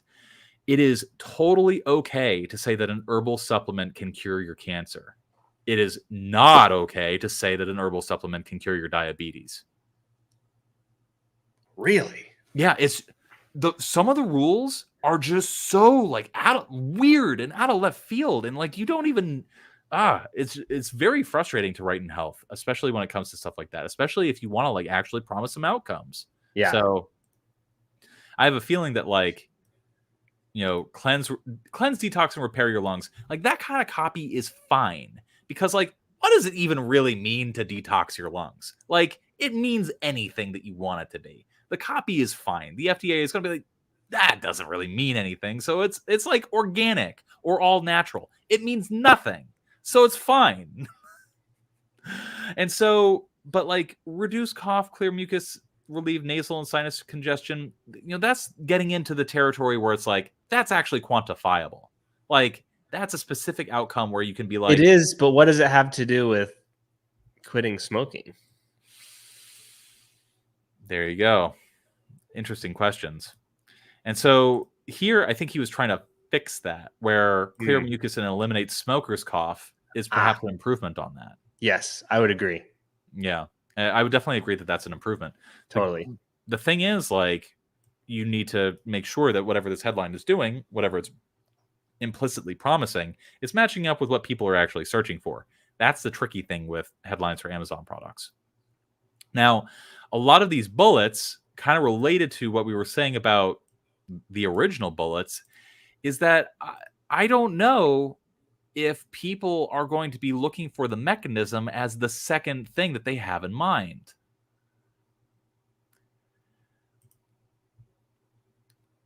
Like, proven to make you quit for the last time, designed to make you never want to pick up a cigarette again. For me, that's one bullet. Paragraph break, new bullet. For smokers serious about quitting, 9,841 plus smokers have used Vicebreaker to quit smoking for the last time, regain their health, and finally break free of nicotine addiction. That's another bullet. Break. Like, split some of these up. Yeah. And like try to focus on like the benefits, the social proof, the things that tap into and tie into what people actually desire. So that's what I would start working like start working with. Like before you get into objections, like leave the objections like maybe 1 or 2 at the bottom of the list of bullets, but that's what the later product description is for, to overcome those objections. So how does it work? Because I was wondering if it was a supplement that included small doses of nicotine, like non-alcoholic beer. Then I would reframe. So if your first personal thought is, how does this work? You have to keep in mind, like, that bullet, if it's tapping into the desire that you have, and it has something that overcomes the objection and explains how it works later on in the actual body copy. Let's see if it does. Scroll down, scroll down, scroll down, scroll down. Yeah, here we go. This is where you would talk about like how it actually works, what's actually in it, things like that. Whereas the actual bullets at the top, that's just there to tease people and encourage people to read the rest. You know, you don't actually have to go into that. But if you are insisting on doing that, spin it differently. Ask the question. Oh, sorry. And for me, like, it was less about you shouldn't include it in the blurb and more it was probably should be a later bullet point, because you need to establish some other things before you get to how does it work. It's not that explaining how does it work is a problem in and of itself. Yeah, I would agree with that. Another way to like approach that is, you know, instead of how does it work, you know, the sort of question that people like have as an afterthought of tapping into their desire, you can frame it as like, you know, why does Vicebreaker work so well?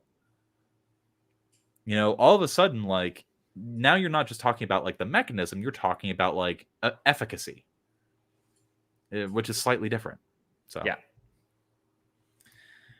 So has no side effects. Vicebreaker is made from 100% natural ingredients, and unlike other smoking aids, it doesn't contain nicotine or any other chemical ingredients. With Vicebreaker, you don't have to worry about your stomach acting up, being moody, or any other side effects. I don't know. I feel like I've shared enough of my thoughts about these bullets for this person to revise them, but what other thoughts might you have for these? Again, just looking at like who's the leader in this space and what are they doing and how do we apply the structure they're using to what we're doing. Because honestly, like I could give you a bunch of thoughts I have on how I would structure this.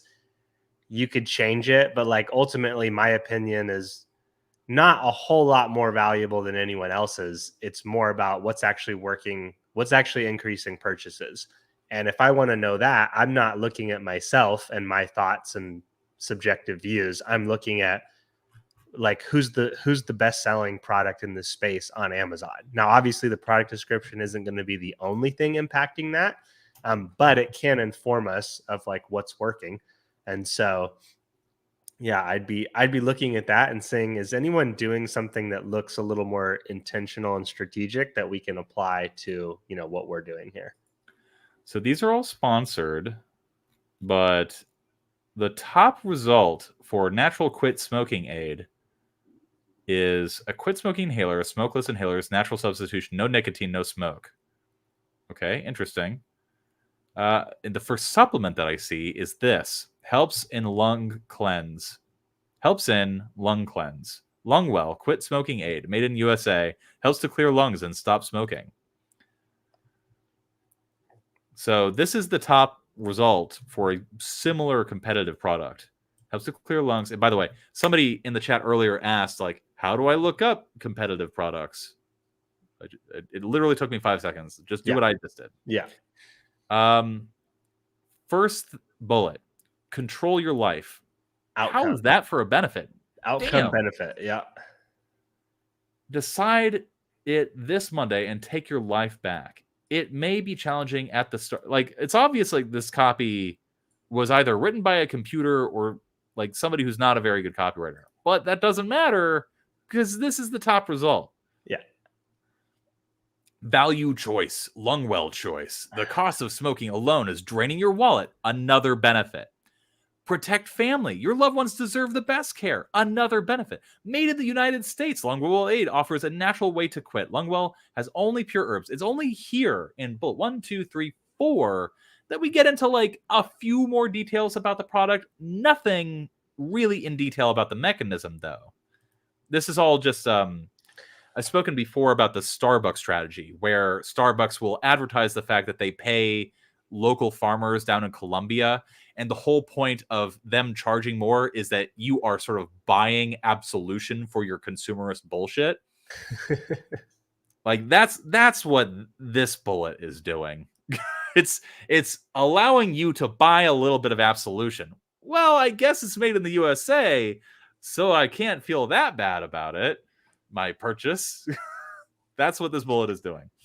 But one thing that I think is interesting here is this copy is horribly written, but it's kind of focusing on the right things in a lot of ways. So, and like, this is where I like to say copy isn't what sells things, product market fit is what sells things, because like ultimately matching the benefits to the need is what makes people, you know, it's not the floweriness of the language or even the language itself. You know, if you just match the right things to the, you know, the right like benefits to the right needs, you can write really weak copy like this and still sell. And now obviously if you come in and make the copy better, it's going to sell more. But you know, like at the end of the day, it's almost better to have weaker copy that's structured the right way than better copy that's not really saying anything that matters, you know? Somebody clip that. So just to add, like, this is not I'm not disagreeing with him at all. This is a yes and. That's absolutely true for products that are more on the aware side. So I'm talking like most aware people, solution aware people. Yeah. If people are already aware of various solutions to their problem, they just haven't picked yours yet, you know, or if people are product aware, like they know the product that you have, they just haven't bought yet. That's what you want to focus on. You want to focus on really emphasizing that, yes, this thing that you want is in the product that you can buy. Like, you just need to give them a little nudge. Like, they already want to solve their problem. You just need to give them a nudge to buy.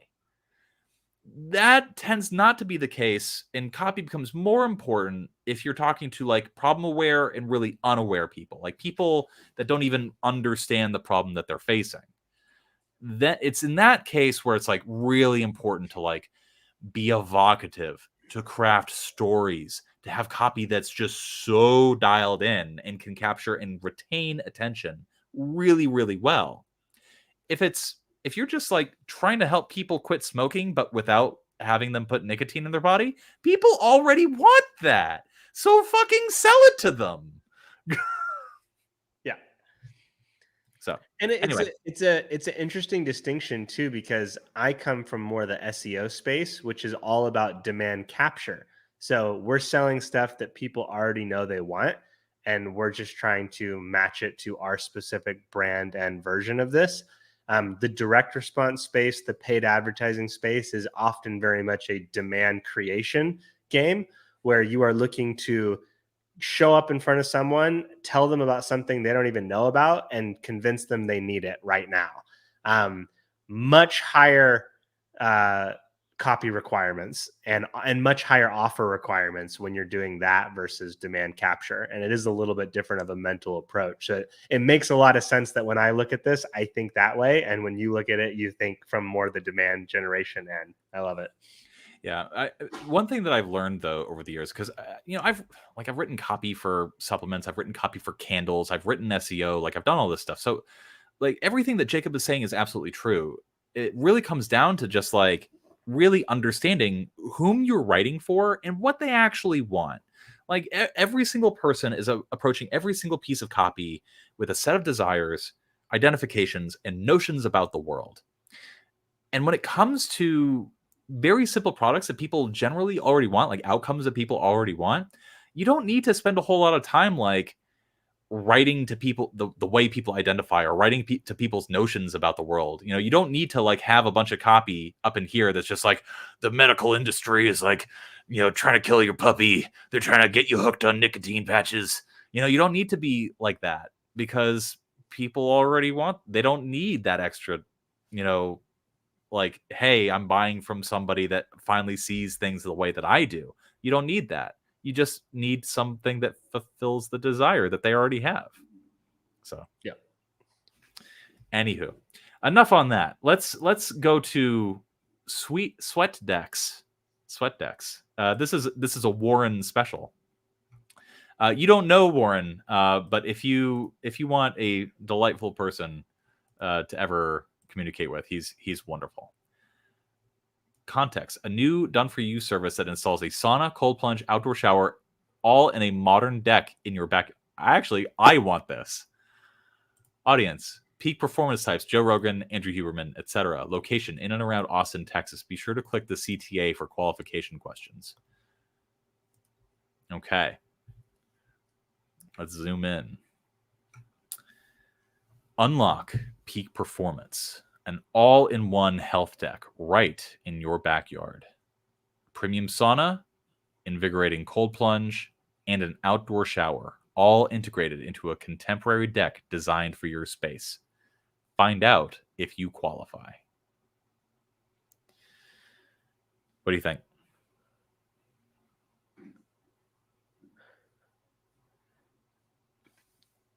So far, so good. Kind of wrapping my head around all this at the moment. Have you ever sold all-in-one health decks? I have not. I wish Alex were on stream because he actually has sold products like hot tubs and like wellness things. I will say this: it's clear. Yeah. This like it, and that to me, that's the number one thing. Is I feel like I understand what this product is just based on this hero shot. That's a huge win. So, yeah, that's a big one. So right off the bat, we're in a good spot. Yeah, it's, like Evaldo said, I think my success comes from the fact that I simply write simply. Mm-hmm. If you're going to be using Tony Robbins, Tim Ferriss, Ben Greenfield quotes, I hate that there's no like picture of them.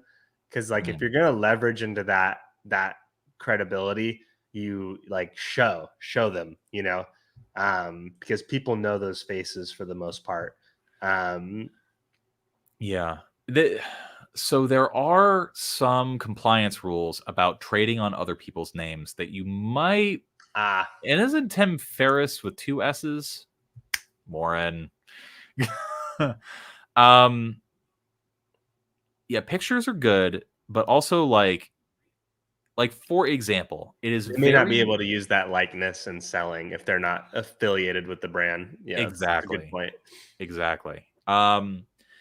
It's very hard, like to, like the compliance hat comes on, and immediately I go, you need some sort of like proximal disclosure next to this that indicates that these people are not affiliated and not endorsing this product. Yeah.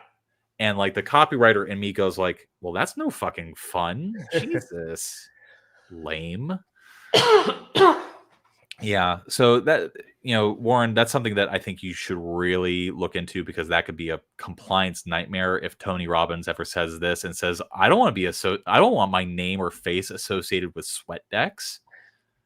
That's a great point. I kind of just made assumptions about this being like a testimonial or something, but looking into the actual text, it seems like this is just a generic quote you're pulling from them about. So yeah, very, very good points.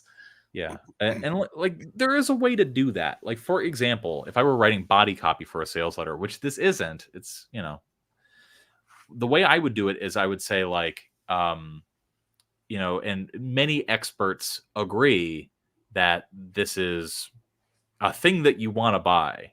For example, Tony Robbins once said, blah. And by articulating it that way, and obviously the copy you would want to improve it. What you do is you create that distance between like, hey, this is a person who has said things in favor of this versus this is a person who's giving a testimonial for this. Yeah. So that's definitely something to keep in mind. Okay. Love this. A plus B plus C. I would label these maybe just for clarity, but like I can sort of tell what this is. This is the sauna bit, this is the shower, and this is maybe the cold plunge, I guess. By process of elimination. Yeah, exactly. And so, people are dumb. So give them a label, help guide their eye to what you want them to understand. Who has time to drive in Austin traffic to use a sauna and cold plunge? Not me. I don't have to deal with any of that. I wake up, step outside, and straight into my sauna. So I wake up, step outside, and straight into my sauna. That felt a little awkward for me. Then I hop into my cold plunge for 5 minutes and then back into my sauna. I finish my morning routine with a quick outdoor shower, and I'm primed to crush the day. How do you think having this routine impacts my productivity, my health, my workouts? Let me tell you, I feel unfreaking stoppable. Good copy so far. I like this. This is more my speed. There's a reason. Oh, sorry, what? Did you say something? No, I was just agreeing. There's a reason all the top performers swear by it. The combination of sauna and cold plunge supercharges your body and mind, unlocking another level of clarity and vitality. I love this. And now you can have it all without leaving your home. God, I love this. Skip DIY projects, get it done right. Fully customized designs tailored to your space, industry-leading warranties for peace of mind, professionally installed in days. Sweatdex is the ultimate wellness addition to your backyard. I think the one thing that jumps out at me is, yes, do not be afraid to use in-your-face language. Because here's the thing, and I mentioned this earlier with the fat burning reset switch copy. I'm mentioning this now with the very direct copy. Like, just tell people what you want to tell them. Don't just, elegance emerges after clarity, not before. So that's important to keep in mind. Ooh, I'm quoting that. Go for it. I love that. Take credit for it. That's all you. This is a little harder to read because the paragraphs are wider, so my eye has to scan more, and it's against a non-contrasted background. So like this is copy that people would just skim over. So that's something that you want to keep in mind. This is a little easier to read. Yeah, that turned out to be a nightmare. I spent months trying to get it right. I think here's the thing with this. At a certain point, after this point, I wonder if this would do better if the copy, if it went copy minimal. Like, now you're telling a story. I picked up a hammer and threw it as hard as I could into the ground. Here's the thing. This would be great for like an email sequence. Yeah, absolutely. But on this page, it's at this point where people are going to have perhaps different things that they want to know. I think the sweat deck story is interesting, but like, after you read this, Jacob, let me just ask your personal opinion. Yeah. What is the first objection that springs to mind? Well, the story and the headline are all based around this idea of performance and convenience. So you're someone who's kind of bought into the idea that this is going to improve performance, and you want the convenience of someone doing it for you who can build it correctly. So at this point, I don't really feel like I'm thinking about how hard it would be to build all this myself. That's not even the category of person that you're probably in when you're talking about this.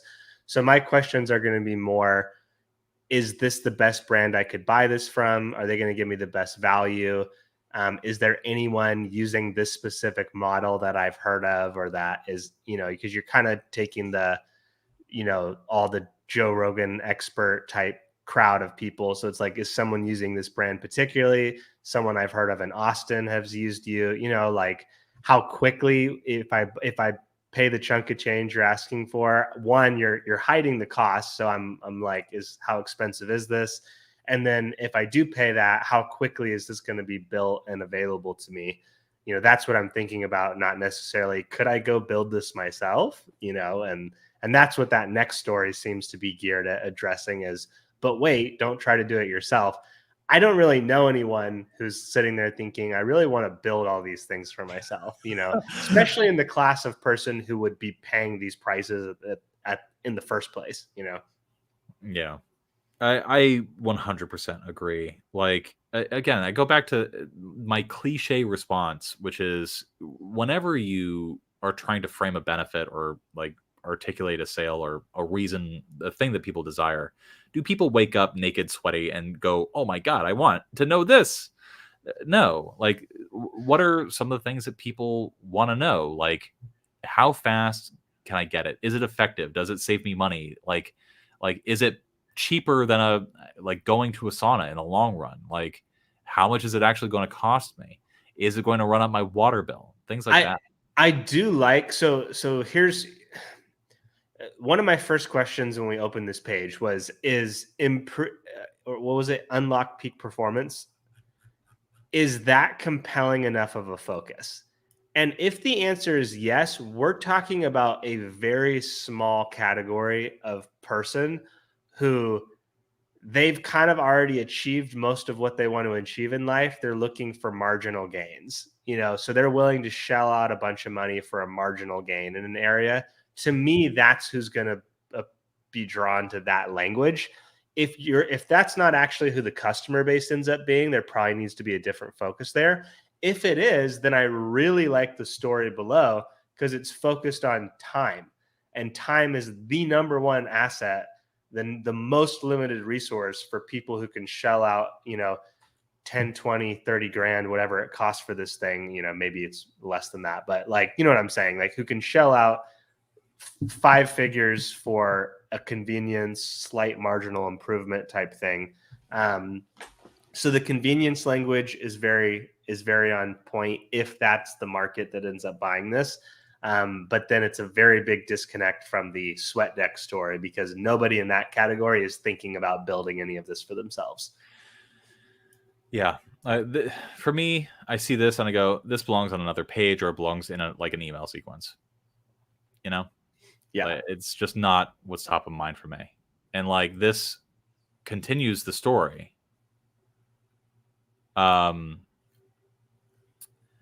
For me, like my biggest hang up with this is I just don't know find out if you qualify is the best CTA here. Yeah.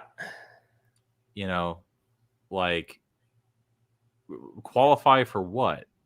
Yeah, because you're speaking to someone who you're assuming is going to have to finance this, which again is a different pitch than the type of person you're targeting with the copy. Warren, the author of this page, says this isn't just a sauna; it's a time machine. Which nice. I like that. It's a little too cutesy for me, but it's not bad. It's the right direction because, like Jacob was saying, like when people buy something like this, what are they buying? You're already assuming that they're doing this stuff. So what they're buying is time. Like there's a reason I personally built a gym in my basement. Like I'm the type of person that this product is for. I would add though, I think a lot of the sales for something like this would come from like more affluent, like people who watch those shows, who watch those podcasts, have thought about getting into it, but never have. And they're going to shell out 10K, 20K for this, never use it, and fine. Like that's a sale. Like you're probably going to get a lot of those too, in addition to the people who they are traveling, to go to the sauna. They are using it and it's super inconvenient having to travel for it. So they want one in their backyard, stuff like that. The other reason I think that would be a big chunk of sales is a lot of the people who would already be using a sauna, it's probably attached to their gym. So they can't afford to stop going to their gym in the sense of that's a part of their routine. So I think a lot of the people who would buy this are actually people who wouldn't end up using it as much, ironically. But again, I hate that the comment you put there, brand new, 0 sales. Unless you're saying 0 sales from the website, that's fine. But if you're saying the company has 0 sales, man, it sucks writing copy for a company that has no sales because they haven't established any product market fit. If they have what you want to be in a situation like this is the founder has been selling this directly, person to person, networking events, and already can tell you, hey, this is the type of person who's buying this. And then you can target that type of person in your copy. If you're just, blind firing here. There's only so well you're going to be able to do on the first round. Yeah, I would agree. I think, yeah, I would want it. I understand what Warren is saying, which is that the CTA was to eliminate people who don't have the funds and aren't in the target area. The way that you do that is not by asking or saying, find out if you qualify. The goal with a CTA should be to encourage people to click it, and you want to do the disqualification earlier, separately. You know, because like you can use a high price as a disqualifier. Like, it's not terrible to say like the price, like, and like higher up than you currently have, actually be like, you know, what is the cost of going to a gym? Now, what is the cost of the time that it is required to go to the gym? You know, an average person earning this amount spends this much time driving to the gym on average. That's X number of thousands of dollars per year. Well, what if I told you you could have a gym in your backyard for less than that? And then bingo bango, all of a sudden, you've price anchored, for one, and two, you've basically revealed like what the ballpark range of the price is. So find out if you qualify. A little bit of a quiz funnel. Do you have a budget range of $35,000 to $60,000 to invest in a sweat deck? We offer financing. I was way off. Yes. Are you looking to have your sweat deck installed within the next 3 months? Yes. Full name: Jacob McMillan. Hit me up. And then sit at lit.com. Phone number 666 at 420 6969. Okay. That's your phone number, right? Definitely. Got it. Book a call below. All right, then it goes to a Calendly funnel. I like this. Listen, this is fine. If you want to specifically focus on Austin, Texas, I have a business that is in Austin, Texas. One of the things that we do is, rather than have a quiz, we explicitly say, hold up, I have to actually, the back is not working.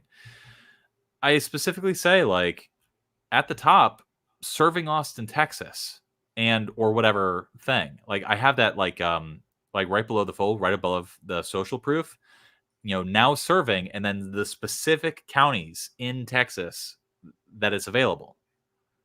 And so, yeah, like, I think that you can, you know, you should have that there. Yeah.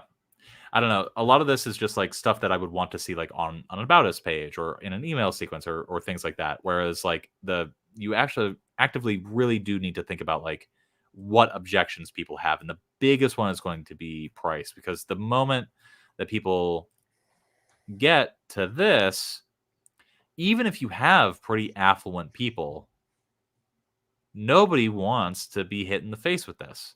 So you have to do a little ball fondling with your copy. You have to very gently like nuzzle and caress and carry them through to the finish line so that they don't get sticker shock when they see this. So, yeah. And everyone cares about cost. Even people who can throw away, you know, our yearly income on a lunch care about cost. It's just degrees of scale. Yep. Absolutely true. So, Warren, that's all stuff that I would want you to think about when you revise this or reapproach this business, because again, you're doing a lot of things really good. What needs to happen though is more on the strategic functional side.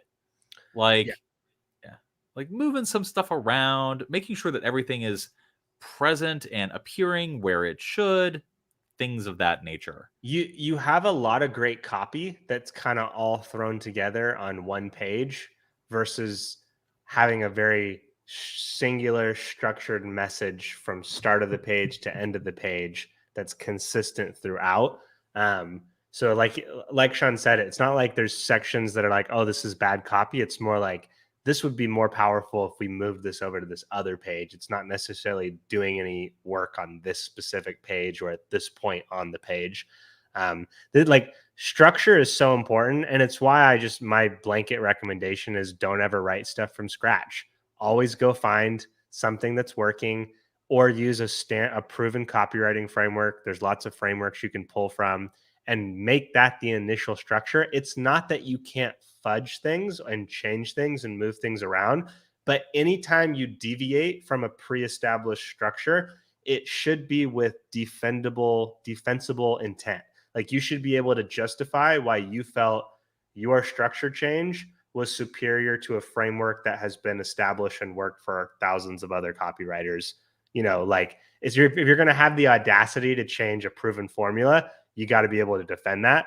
And so you always want to start with that proven formula, even if ultimately you make changes from there. Yeah.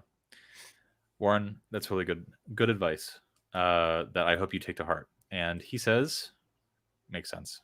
Thanks, guys. Very valuable. Jacob, I want to be respectful of your time. We've been doing this for 2 hours, and this is around, like, listen, I'm sure you've gotten the sense that I'm a pretty silly guy.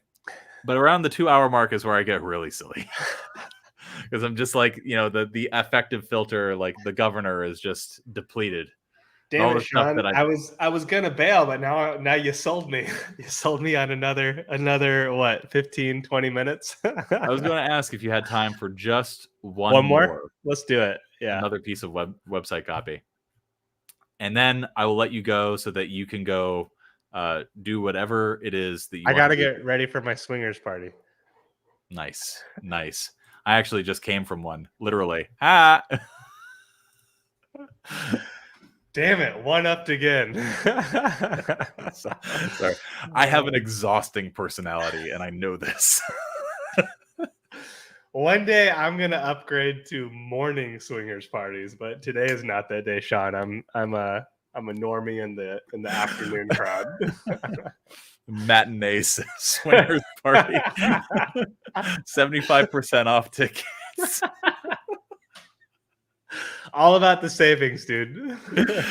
Exactly. You can drop an annual salary on lunch, but when it comes to those swingers parties, we got to cinch the belt a little bit. It's all about the discount.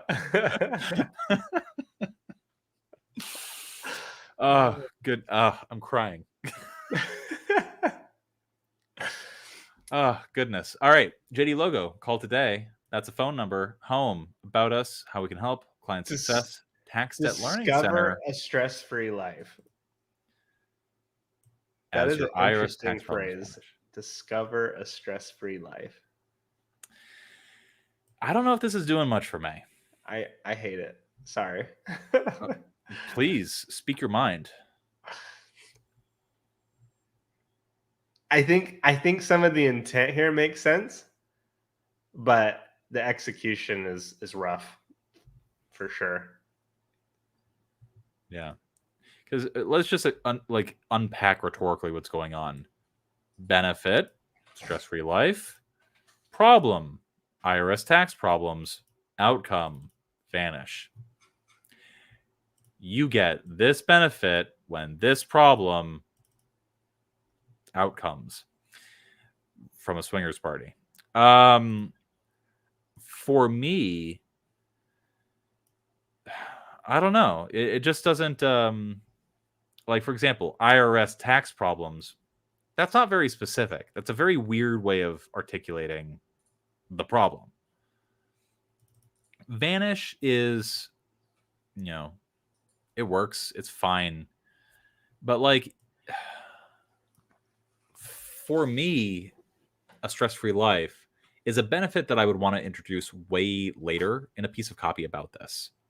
Because it's what's the word? A glicken, I think, is something that AWAI likes to talk about, where it's like, nobody goes and rents a hotel room because of the mint that's on a pillow. It's just a nice extra that you don't really think about. A glicken. Can I share my screen real quick? Yeah, absolutely. Try. Let's see.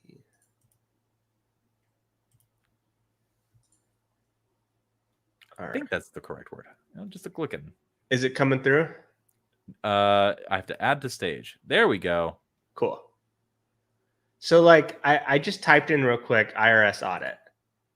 Here's someone who's paying to take this top spot here. And I just want to compare like what they focus on, because the copy is super simple. I wouldn't even say it's necessarily particularly strong, but what they're focusing on isn't on like these subjective benefits. They're talking about like, we're former IRS auditors, so we know what to do. Like they're focusing on why they're the best option, because this is like a very well understood issue. Like, you're being audited, you need help. That's it. There's only one way to slice that. And so they're like, we have the inside connections basically and the experience to help you get the best outcome here. Again, it's not that the copy's particularly strong, but I just want to show what they're focused on, because I guarantee this is a very expensive like listing here. Like I absolutely know they're paying a lot for every click on this. Click it again. just perma click. So really like, quick. but you see the focus here isn't on peace of mind. It's on, this is a known problem. We don't need to. This is demand capture, not demand generation. So I just kind of wanted to highlight that, because it's a whole different pivot. Bring it back. Oh, sorry. Here, I can pull it up on my screen. Tax audit. Assuming it's the same group, I could send you the link though. Yeah, please. Because one thing I wanted to point out was that like the copy was kind of terrible and it was riddled with typos. Yeah. So look at this. Work with the best. The best. Not the best, but hyphen the best. The best. Yahoo News, random logo. There was a reason why Yahoo News chose leading tax group as the top tax firm in the country. Social proof. Social proof right there, front and center. We have rapport, not rapport. And also, don't use rapport in your copy. Nobody understands what the word rapport means, but they even misspelled the fancy word that they're trying to use with the IRS, CD, TFA, EDD, FTB, and more. Who we know matters saved our clients millions. Former IRS tax attorney, former IRS auditor. Would you mind scrolling down, please? I love this. Testimonials that inspire, the fuel that drives us. Oh, you scrolled too far. Sorry. The fuel that drives us to deliver excellence every day. Contact us. Guys, the point that Jacob is trying to make before and now is that when you have a pressing problem with many solutions that people are generally aware of, you don't need the best copy in the world.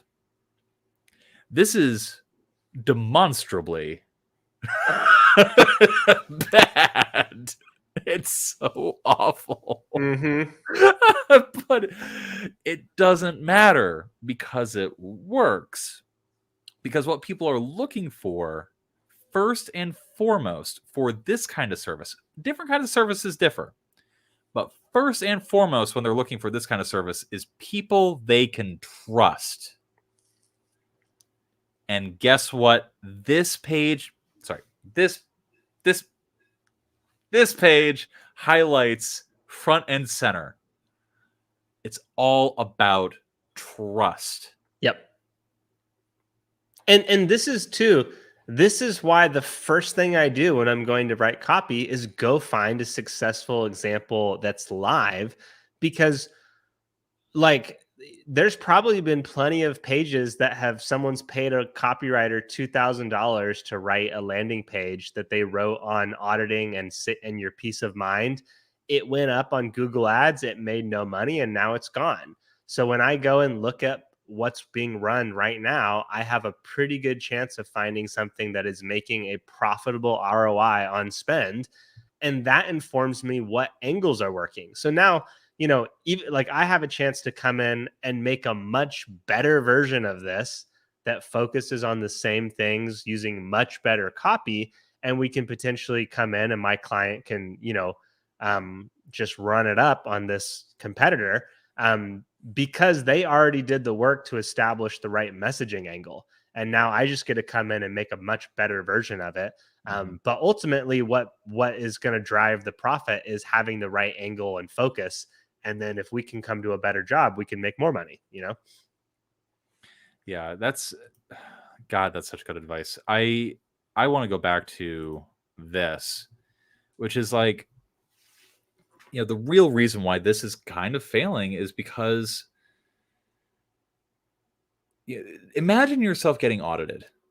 Like, listen, I spend a lot of money on accountants and making sure my finances are like dialed in because I know what has happened to people when they're audited. They get bent over and reamed for months, asked about every single receipt and things like that. And like, the worst situation about an audit is that most people just don't know what to do. Most people don't know how to handle their accounting or like what the rules are or anything of that nature to begin with. They're terrified. They're looking not for a stress-free life. This isn't a sauna. What they're looking for is somebody that they feel like can help concierge them through a arduous, horrible process. So that's the emotion that I think you might want to tap into first and foremost. Yeah. A audit will never be stress-free. There is no scenario where you are becoming stress-free. It is, I need someone experienced who's going to come in and make this a much less problematic like outcome and experience for me. And that's all about, it's really not about the offer itself. It's about who you're working with and how good they are at this particular thing. This is why sometimes people get real hung up when they come in as copywriters and writing the marketing for their own service business. They get real hung up on wanting to be customer focused, not them focused. At the end of the day, when you're selling marketing and consulting and professional services, a lot of what makes people buy is about you. Like, what is the experience you bring to the table? That's a big part of the selling point. Whereas when someone's buying a mattress, they don't give a fuck about the brand and their manufacturing process. They want a good night's sleep and they want to get it at the most affordable price point possible. So it's just like different people have different buying frameworks for different classes of offers. Yeah, fucking yes. Like, discover a stress-free life as your body sinks into a Tempur-Pedic pillow. Like, that works. Yeah. That works really well. Discover a stress-free life as your IRS tax problems vanish does not work. Yeah. Like, it's really, being a good copywriter and being a good marketer is really about understanding those nuances and really thinking through like the problems, the anxieties, the things that people want. And like, most people, when they're first getting into this world, they really have no concept of that. They don't really understand, like, why can't I just use the same linguistic templates for every product and every single service? And that's how you end up with stuff like this.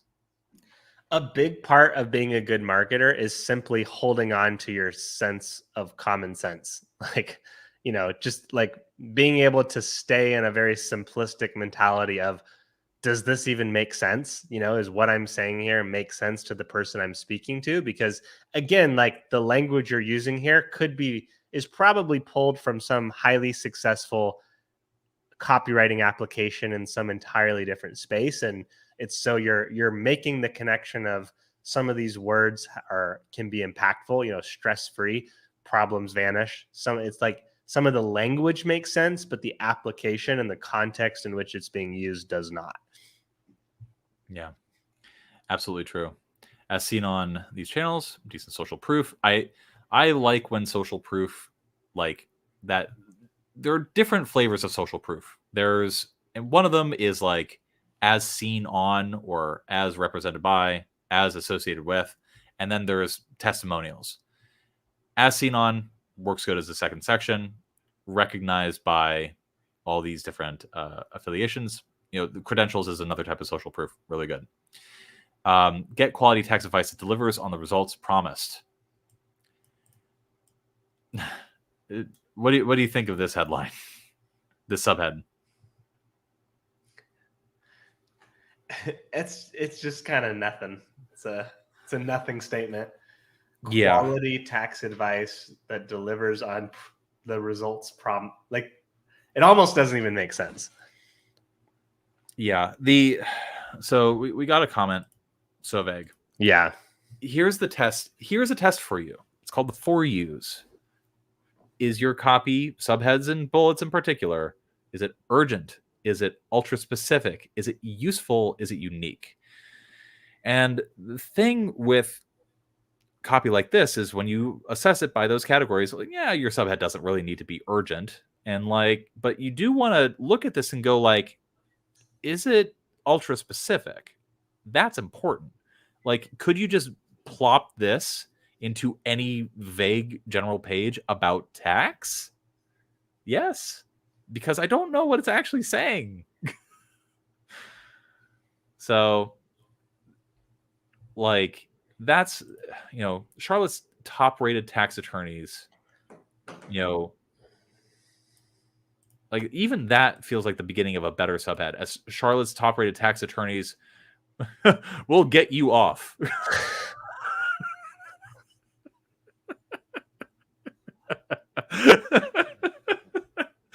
Don't use that. So yeah, I would just really make this every single subhead that you write. You shouldn't be able to just plop it into some other page. It needs to be specific. It needs to be like really dialed in to what you're talking about. Something I would add too, guys, and if a lot of my advice can be traced back to stop relying on your own thoughts and opinions, and ideas. None of our ideas are that special. The best copy you will ever write is going to be pulled directly from customer feedback. The best phrases, the most impactful angles, that's going to be pulled straight from customer feedback. So when you're building out this copy, especially with businesses that already exist that aren't new, you want to be pouring through as much customer feedback as possible, because there's going to be a phrase someone says that's going to be way better than anything you will ever come up with through your own, creativity and knowledge of psychology. It's the same thought with going and looking at what's working with frameworks and structure. Like, the more you can get out of this mentality that I need to be amazing, and more like I need to find what works for a new situation, and it's a formula, and I'm trying to find the right pieces to plug in. It's not about my creativity or expertise. It's just about putting together the right components. The more successful you will be and the better copy you'll write. Yeah. Wise words.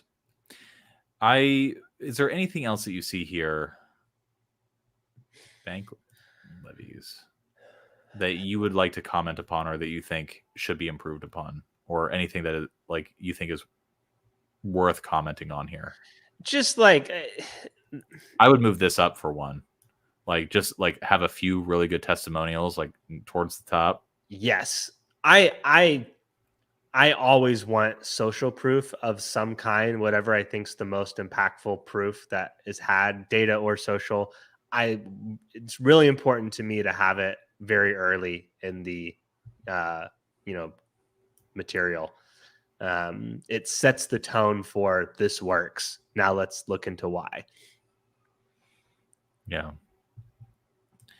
Yeah. Your personalized tax resolution path starts here. Listen, a lot of these subheads just don't work for me. So what rhetorically are we trying to do here? We're trying to make this feel personalized, but it doesn't. Tax resolution path, what is that? Solve your tax problems in easy as 1, 2, 3 is a better subhead, I think, right here. Yeah. Or our 3-step process for like whatever the outcome, however it's framed. Again, that's like even that language, like I have this internal aversion to just throwing a phrase in there, because the first thing I want to do is I want to go read through all those testimonials and find what's the phrase people are using. Like, how are they referencing the resolution? Look at this. I would have been in deep waters. How to, get out of deep water tax trouble in as few as 3 steps, or something like that. Less wordy, but like that's the kind of thing that you can play with, because that's specific, that's unique. How we reduce your tax liability by 95%. Right there from Clifton, less than 5% of that. Like stuff like that, like real specific, real numbers taken from real stuff that this company has done. Like that should be some of the first stuff you see. How name of companies, tax advice can reduce your tax burden by 95% is a better subhead for this second subhead. Or like what I would do is I would take that testimonial, I would pull out a headline that's like, we paid less than 5%, and get his picture and blast that thing just, right up either here in the hero shot or right below the hero shot. Like one of the first things you see is like, we paid less than 5% of what we were told we were owed. That's the type of stuff that you want to build the copy around, not this vague language and description of the service. Yeah, absolutely. Yeah, it's I love mining testimonials. It's so fun. Deep dive into the tax realm within our blog. That doesn't work. Nobody wants to read a blog about taxes. And not a single person. Not even you don't wake up naked and sweaty. Thinking about Uno reverse card. Man, I really just want to deep dive into tax auditing strategies. Yeah, it's the blog is something that you have there, and what that does is it's a credibility builder. Does it deserve its own section on the homepage or the landing page? No, I don't think so. So, yeah, things to consider when selecting a tax resolution that best fits your needs. Is this as expensive as it sounds? When you're doing the FAQ, just phrase questions as very simply and succinctly as humanly possible. How much does a consultation cost? ? Or how much does a tax resolution consultation cost? ? Just don't be cute. Don't be clever. Just be very direct, because what people are searching for and looking for is somebody who can actually answer their very specific questions. So, yeah. And a comment here. I think we have the person who wrote this in the comments now. You are going to get in situations with like where the client wants really specific things that are kind of shit. And as we talked about earlier in this session, if that's the case, sometimes you just got to, give them what they want. I would imagine, though, there's some things here you could change based on our feedback that they wouldn't be resistant to, or that maybe things that weren't part of the specifics they asked for.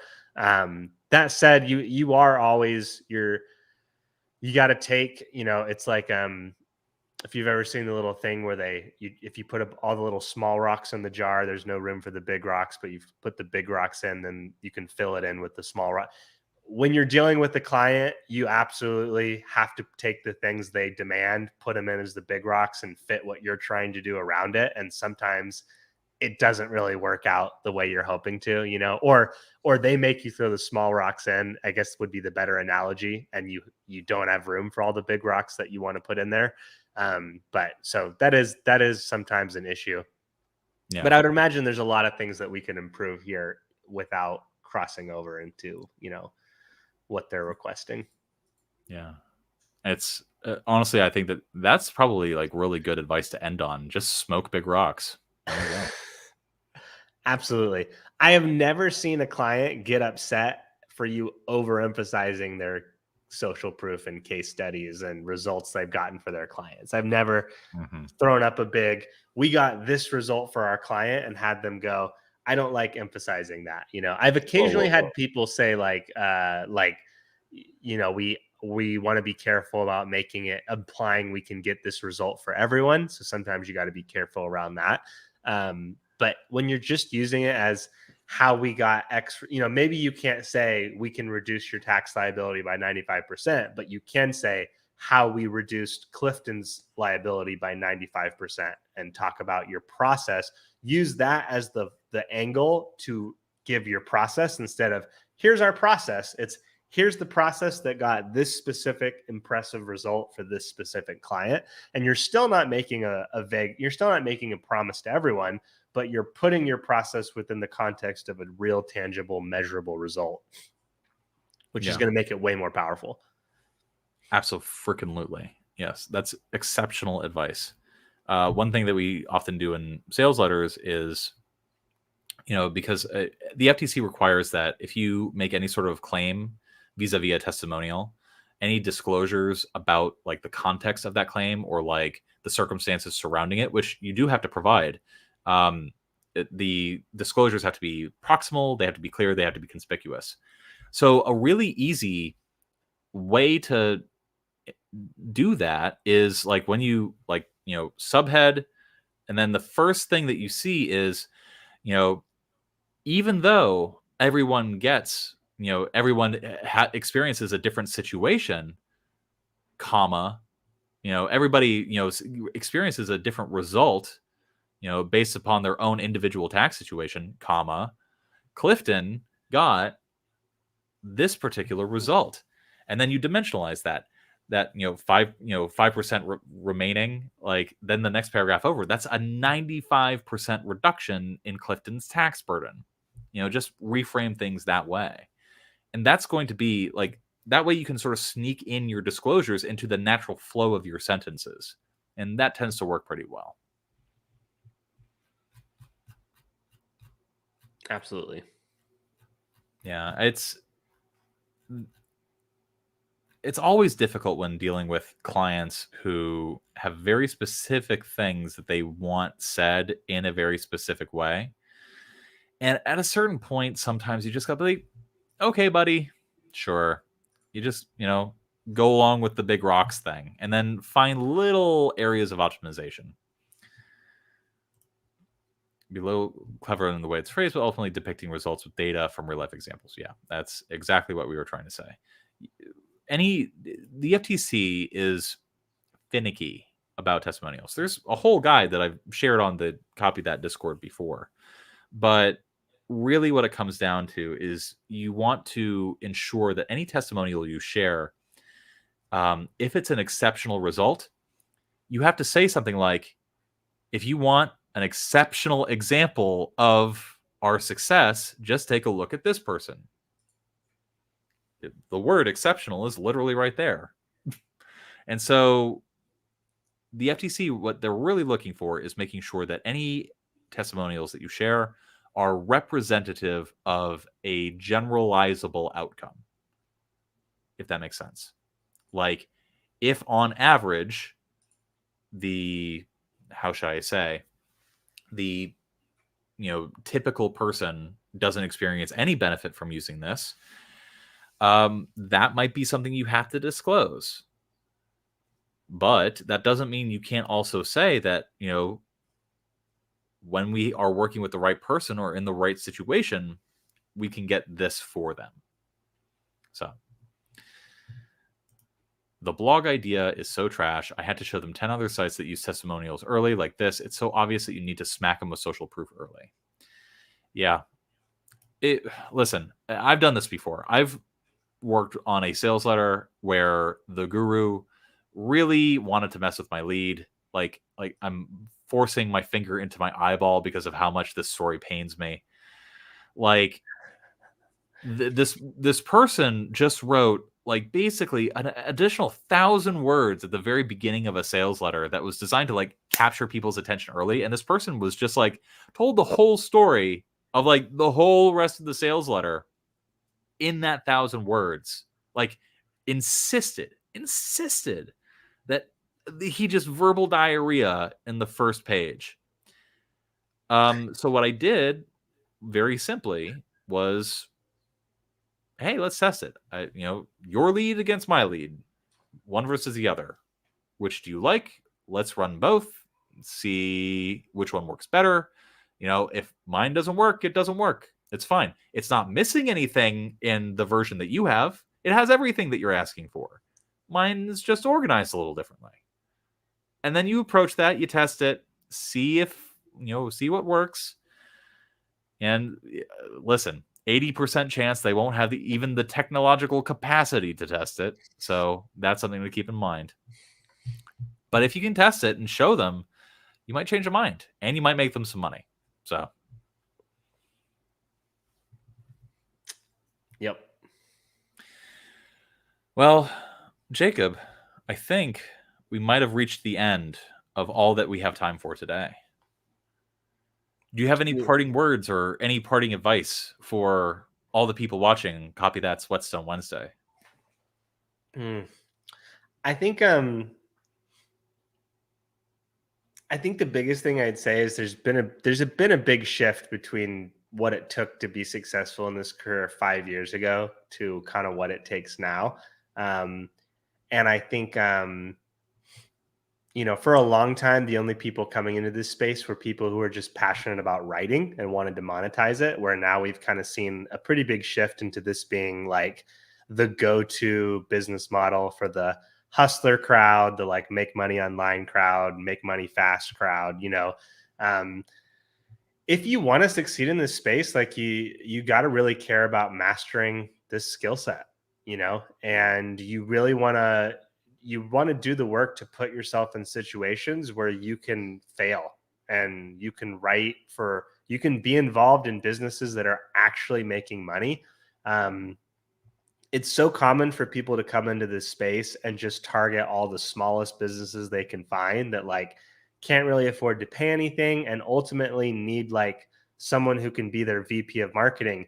You don't have the skills to be a VP of marketing in your first 5 years as a marketer. You develop those as you go, And so if you can work with the bigger businesses, with the bigger budgets, who actually know what they're doing, who can pay you to be good at one thing, not where you need to be good at 100 things, it's just going to be so much better for you. It's going to accelerate your career so much faster than if you waste all your time with these really small time entrepreneurs and business owners. Sometimes that's the only thing you can find early. I say yes to everything that you can, take every opportunity you can, but whenever, as much as possible, look to go work on the challenging shit. Look to go throw yourself in the deep end and kind of learn how to swim as you go.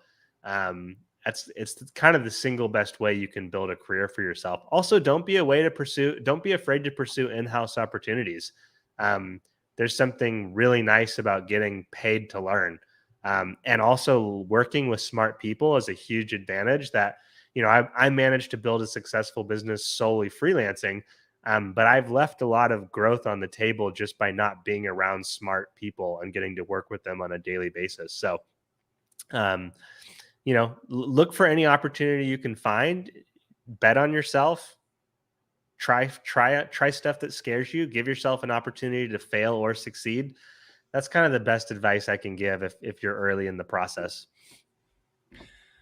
2.5 hours into a live stream, I'm a little allergic to sincerity. And so what I'm going to do is I'm going to recast everything that you just said and give you the real final parting words from Jacob McMillan. So I'm going to hold on.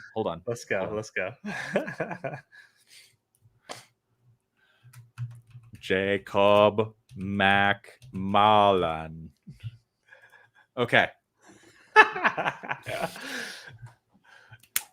Yo, that was a live stream. Don't watch Copy That anymore. Go watch my channel at youtube.com/@JacobMcMillan. Go watch my stuff. Don't watch Copy That stuff. Buy my stuff. You will instantly become a six-figure copywriter. Just the moment you start watching my videos, Jacob McMullen,